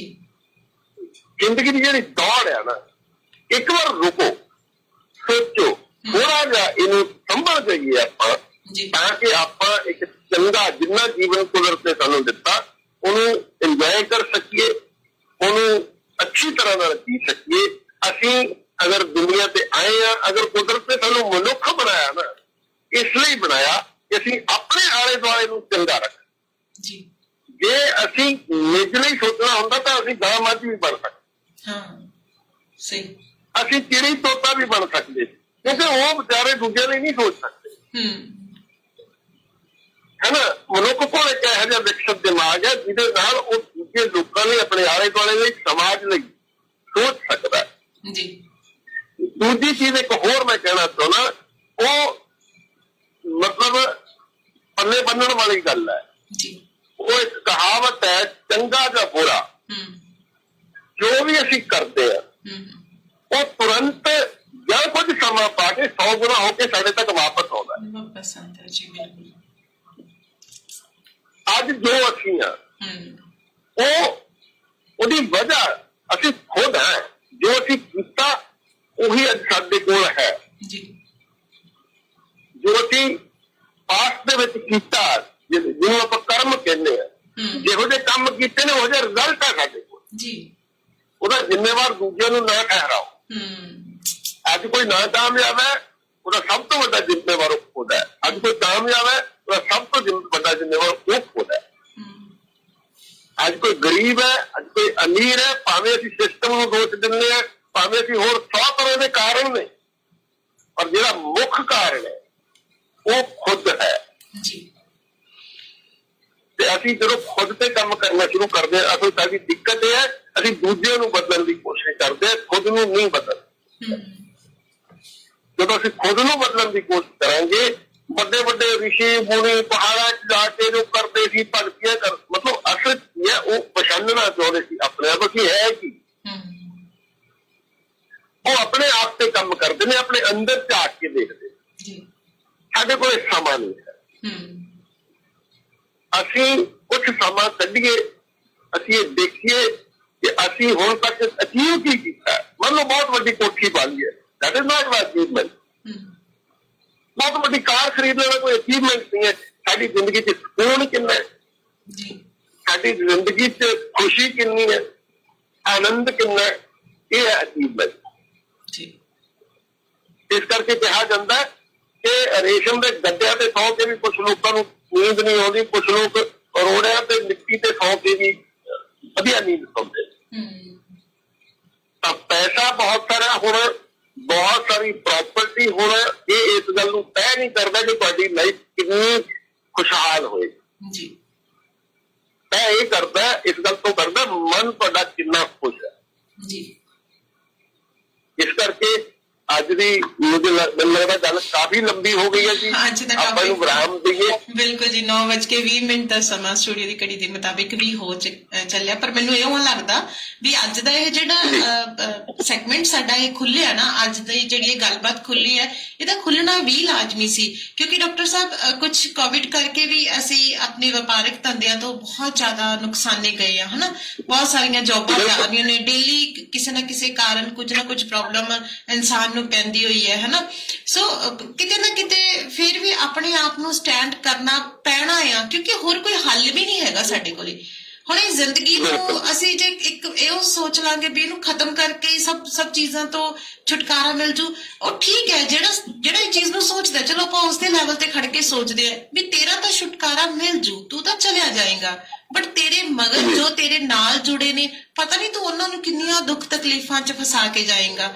ਇਹ ਉਹੀ ਗੱਲ ਆ ਜਾਂਦੀ ਕਿ ਸਿਰਫ ਮੈਂ ਤੱਕ ਸੀਮਤ ਆ, ਮੈਂ ਬਾਕੀਆਂ ਤੱਕ ਸੀਮਤ ਨਹੀਂ ਆ। ਸੋ ਅੱਜ ਦਾ ਵਿਸ਼ਾ ਮੈਨੂੰ ਬਹੁਤ ਵਧੀਆ ਲੱਗਿਆ, ਮੈਂ ਆਪਣੇ ਲੈਵਲ ਤੇ ਇਸ ਵਿਸ਼ੇ ਨੂੰ ਲੈ ਕੇ ਆਈ ਸੀ, ਤਾਂ ਚੰਗਾ ਲੱਗਿਆ। ਇੱਕ ਦੋ ਦੀ ਹੋਰ ਵੀ ਇਹ ਸੀਗੀ ਮੇਰੇ ਨਾਲ ਕਿ ਆਪ ਇਸ ਗੱਲ ਤੇ ਜ਼ਰੂਰ ਤੁਸੀਂ ਕਦੇ ਨਾ ਕਦੇ ਡਿਸਕਸ ਕਰਿਓ। ਤਾਂ ਮੈਨੂੰ ਲੱਗਦਾ ਜਿਨ੍ਹਾਂ ਨੇ ਮੈਨੂੰ ਇਹ ਸੁਝਾਅ ਦਿੱਤਾ ਸੀ, ਸ਼ਾਇਦ ਉਹਨਾਂ ਦੇ ਸੁਝਾਅ ਦੇ ਨਾਲ ਰਲ ਕੇ ਮੇਰਾ ਸੁਝਾਅ ਇੱਕ ਸੁਝਾਅ ਬਣ ਗਿਆ, ਤਾਂ ਚੰਗੀ ਗੱਲ ਹੈ। ਸੋ ਆਉਂਦੇ ਦਿਨਾਂ ਦੇ ਵਿੱਚ ਅਗਰ ਮੇਰੇ ਕੋਲ ਕੋਈ ਵਿਸ਼ਾ ਆਉਂਦਾ ਤਾਂ ਮੈਂ ਜ਼ਰੂਰ ਤੁਹਾਡੇ ਤੱਕ ਪਹੁੰਚਾਉਂਗੀ, ਕਿਉਂਕਿ ਆਪਣੇ ਕੋਲ ਇੱਕ ਸਰੋਤਿਆਂ ਨੂੰ ਇਹ ਬੇਨਤੀ ਹੈ ਜੀ, ਸਰੋਤਿਆਂ ਨੂੰ ਬੇਨਤੀ ਹੈ ਕਿ ਫੀਡਬੈਕ ਜ਼ਰੂਰ ਪਹੁੰਚਾਇਆ ਕਰੋ। ਅਗਰ ਤੁਹਾਨੂੰ ਮਤਲਬ ਮੈਂ ਕੋਈ ਦਾਅਵਾ ਨਹੀਂ ਕਰਦਾ ਕਿ ਮੇਰੀਆਂ ਗੱਲਾਂ ਬਹੁਤ ਚੰਗੀਆਂ ਲੱਗਣਗੀਆਂ ਤੁਹਾਨੂੰ, ਮੈਂ ਹਜੇ ਕੋਈ ਦਾਅਵਾ ਨਹੀਂ ਕਰਦਾ ਕਿ ਮੇਰੀਆਂ ਗੱਲਾਂ ਤੁਹਾਨੂੰ ਸਾਰੀਆਂ ਸੱਚ ਲੱਗਣਗੀਆਂ, ਪਰ ਜੋ ਹੈ, ਜੋ ਤੁਹਾਨੂੰ ਲੱਗਦਾ ਉਹਦੀ ਫੀਡਬੈਕ ਜ਼ਰੂਰ ਦਿਆ ਕਰੋ। ਜੇ ਤੁਹਾਨੂੰ ਤੁਸੀਂ ਸਹਿਮਤ ਨਹੀਂ ਹੋ ਕਿਸੇ ਗੱਲ ਨਾਲ ਤਾਂ ਵੀ ਦੱਸੋ। ਬਿਲਕੁਲ। ਫੀਡਬੈਕ ਜਿਹੜੀ ਹੈ ਉਹਦੇ ਨਾਲ ਕੀ ਹੁੰਦਾ ਕਿ ਸਾਨੂੰ ਡਿਵੈਲਪ ਕਰਨ ਦਾ ਮੌਕਾ ਮਿਲਦਾ, ਮੈਨੂੰ ਆਪਣੇ ਆਪ ਤੇ ਤਿਆਰ ਕਰਨ ਦਾ ਮੌਕਾ ਮਿਲੇਗਾ। ਤੇ ਤੁਸੀਂ ਫੀਡਬੈਕ ਚੰਗਾ ਲੱਗਦਾ, ਚੰਗਾ ਨਹੀਂ ਚੰਗਾ ਲੱਗਦਾ ਤਾਂ ਵੀ ਜ਼ਰੂਰ ਦੱਸੋ ਜੀ। ਸੋ ਅੱਜ ਦਾ ਇਹ ਟੌਪਿਕ ਸਾਰਿਆਂ ਨੂੰ ਮੈਨੂੰ ਲੱਗਦਾ ਬਹੁਤ ਵਧੀਆ ਲੱਗਿਆ ਹੋਣਾ। ਸੋ ਡਾਕਟਰ ਸਾਹਿਬ ਤੁਸੀਂ ਇਸ ਤੇ ਬਹੁਤ ਖੁੱਲ੍ਹ ਕੇ ਵਿਚਾਰ ਚਰਚਾ ਕੀਤੀ, ਇਹਦੇ ਲਈ ਤੁਹਾਡਾ ਤਹਿ ਦਿਲੋਂ ਧੰਨਵਾਦ ਜੀ। ਔਰ ਜਾਂਦੇ ਜਾਂਦੇ ਅਗਰ ਤੁਹਾਡੇ ਨਾਲ ਕੋਈ ਜੁੜਨਾ ਚਾਹੁੰਦਾ ਤਾਂ ਜ਼ਰੂਰ ਦੱਸੋ ਜੀ। ਜੀ ਤੇ ਬਸ ਉਹ ਤਾਂ ਗੱਲ ਹਰ ਵਾਰ ਰਿਪੀਟ ਹੁੰਦੀ ਹੈ ਜੀ, ਕੋਈ ਨਵੇਂ ਸਰੋਤੇ ਹੋਣਗੇ ਤਾਂ ਮੈਂ ਦੱਸਣਾ ਚਾਹੁੰਦਾ ਕਿ ਮੇਰਾ ਇੱਕ ਟ੍ਰੇਨਿੰਗ ਪ੍ਰੋਗਰਾਮ ਹੈ, 1 ਮਹੀਨੇ ਦਾ ਆਨਲਾਈਨ ਟ੍ਰੇਨਿੰਗ ਪ੍ਰੋਗਰਾਮ ਹੈ। ਇਹ ਸਾਰੀਆਂ ਚੀਜ਼ਾਂ ਆਪਾਂ ਉਹਦੇ ਚ ਸਿਖਾਉਂਦੇ ਹਾਂ। ਫਿਜ਼ੀਕਲੀ ਹੈਲਥੀ ਕਿਵੇਂ ਰਿਹਾ ਜਾ ਸਕਦਾ, ਮਾਨਸਿਕ ਤੌਰ ਤੇ ਹੈਲਥੀ ਕਿਵੇਂ ਰਿਹਾ ਜਾ ਸਕਦਾ, ਕਿਵੇਂ ਅਸੀਂ ਆਪਣੇ ਡਾਕਟਰ ਖੁਦ ਬਣ ਸਕਦੇ ਹਾਂ, ਕਿਸੇ ਡਾਕਟਰ ਕੋਲ ਜਾਣ ਦੀ ਲੋੜ ਨਹੀਂ। ਅਸੀਂ ਖੁਦ ਆਪ ਇਹਨਾਂ ਚੀਜ਼ਾਂ ਨੂੰ ਸਿੱਖ ਸਕਦੇ ਹਾਂ, ਆਪ ਖੁਦ ਆਪਣਾ ਇਲਾਜ ਕਰ ਸਕਦੇ ਹਾਂ, ਚਾਹੇ ਉਹ ਮਾਨਸਿਕ ਸਮੱਸਿਆ ਹੋਵੇ, ਚਾਹੇ ਸਰੀਰਕ ਸਮੱਸਿਆ ਹੋਵੇ, ਅਸੀਂ ਖੁਦ ਆਪਣੇ ਡਾਕਟਰ ਬਣ ਸਕਦੇ ਹਾਂ। ਉਸਦੀ ਉਹ 1 ਮਹੀਨੇ ਦਾ ਆਨਲਾਈਨ ਕੋਰਸ ਹੈ। ਡੇਲੀ ਰਾਤ ਨੂੰ 8:30 ਤੋਂ 9:30 1 ਘੰਟੇ ਦੀ ਕਲਾਸ ਹੁੰਦੀ ਹੈ ਮੇਰੀ ਜ਼ੂਮ ਐਪ ਤੇ ਬਹੁਤ ਥੋੜੀ ਜਿਹੀ ਉਹਦੀ ਫੀਸ ਹੈ, 5000 ਰੁਪਇਆ ਲਗਭਗ ਉਹਦੀ ਫੀਸ ਹੈ। ਤੇ ਤੁਸੀਂ ਉਸ ਕੋਰਸ ਨੂੰ ਜੁਆਇਨ ਕਰਕੇ ਤੁਸੀਂ ਦੂਜੇ ਲੋਕਾਂ ਦੀ ਮਦਦ ਕਰ ਸਕਦੇ ਹੋ, ਆਪਣੇ ਪਰਿਵਾਰ ਦੀ ਮਦਦ ਕਰ ਸਕਦੇ ਹੋ, ਆਪਣਾ ਇਲਾਜ ਖੁਦ ਕਰ ਸਕਦੇ ਹੋ, ਆਪਣੀ ਫੈਮਿਲੀ ਦਾ ਕਰ ਸਕਦੇ ਹੋ, ਦੂਜੇ ਲੋਕਾਂ ਨੂੰ ਵੀ ਮਦਦ ਦੇ ਸਕਦੇ ਹੋ। ਤਾਂ ਤੁਹਾਡਾ ਸਾਰਿਆਂ ਦਾ ਬਹੁਤ ਬਹੁਤ ਧੰਨਵਾਦ। ਮੇਰਾ ਮੋਬਾਈਲ ਨੰਬਰ ਹੈ 9256213157 92557 13157। ਮੈਨੂੰ ਕਾਲ ਕਰ ਸਕਦੇ ਹੋ, WhatsApp ਕਰ ਸਕਦੇ ਹੋ। ਅਗਰ ਤੁਹਾਡਾ ਕੋਈ ਪਰੇਸ਼ਾਨੀ ਹੈ, ਕੋਈ ਸਵਾਲ ਹੈ, ਕੋਈ ਪ੍ਰਸ਼ਨ ਹੈ, ਤੁਸੀਂ ਮੇਰੇ ਨਾਲ ਡਿਸਕਸ ਕਰ ਜੀ। ਬਹੁਤ ਬਹੁਤ ਸ਼ੁਕਰੀਆ ਜੀ ਡਾਕਟਰ ਸਾਹਿਬ ਤੁਹਾਡਾ ਵੀ, ਔਰ ਥੈਂਕ ਯੂ ਇਸ ਵਿਸ਼ੇ ਦੇ ਨਾਲ ਤੁਸੀਂ ਅੱਜ ਸ਼ਾਮਲ ਹੋਏ। ਧੰਨਵਾਦ ਜੀ। ਸਤਿ ਸ਼੍ਰੀ ਅਕਾਲ ਜੀ। ਜੀ ਸਤਿ ਸ਼੍ਰੀ ਅਕਾਲ ਤੁਹਾਨੂੰ ਤੇ ਸਾਰੇ ਸਰੋਤਿਆਂ ਨੂੰ ਬਹੁਤ ਪਿਆਰ ਭਰੀ ਜੀ।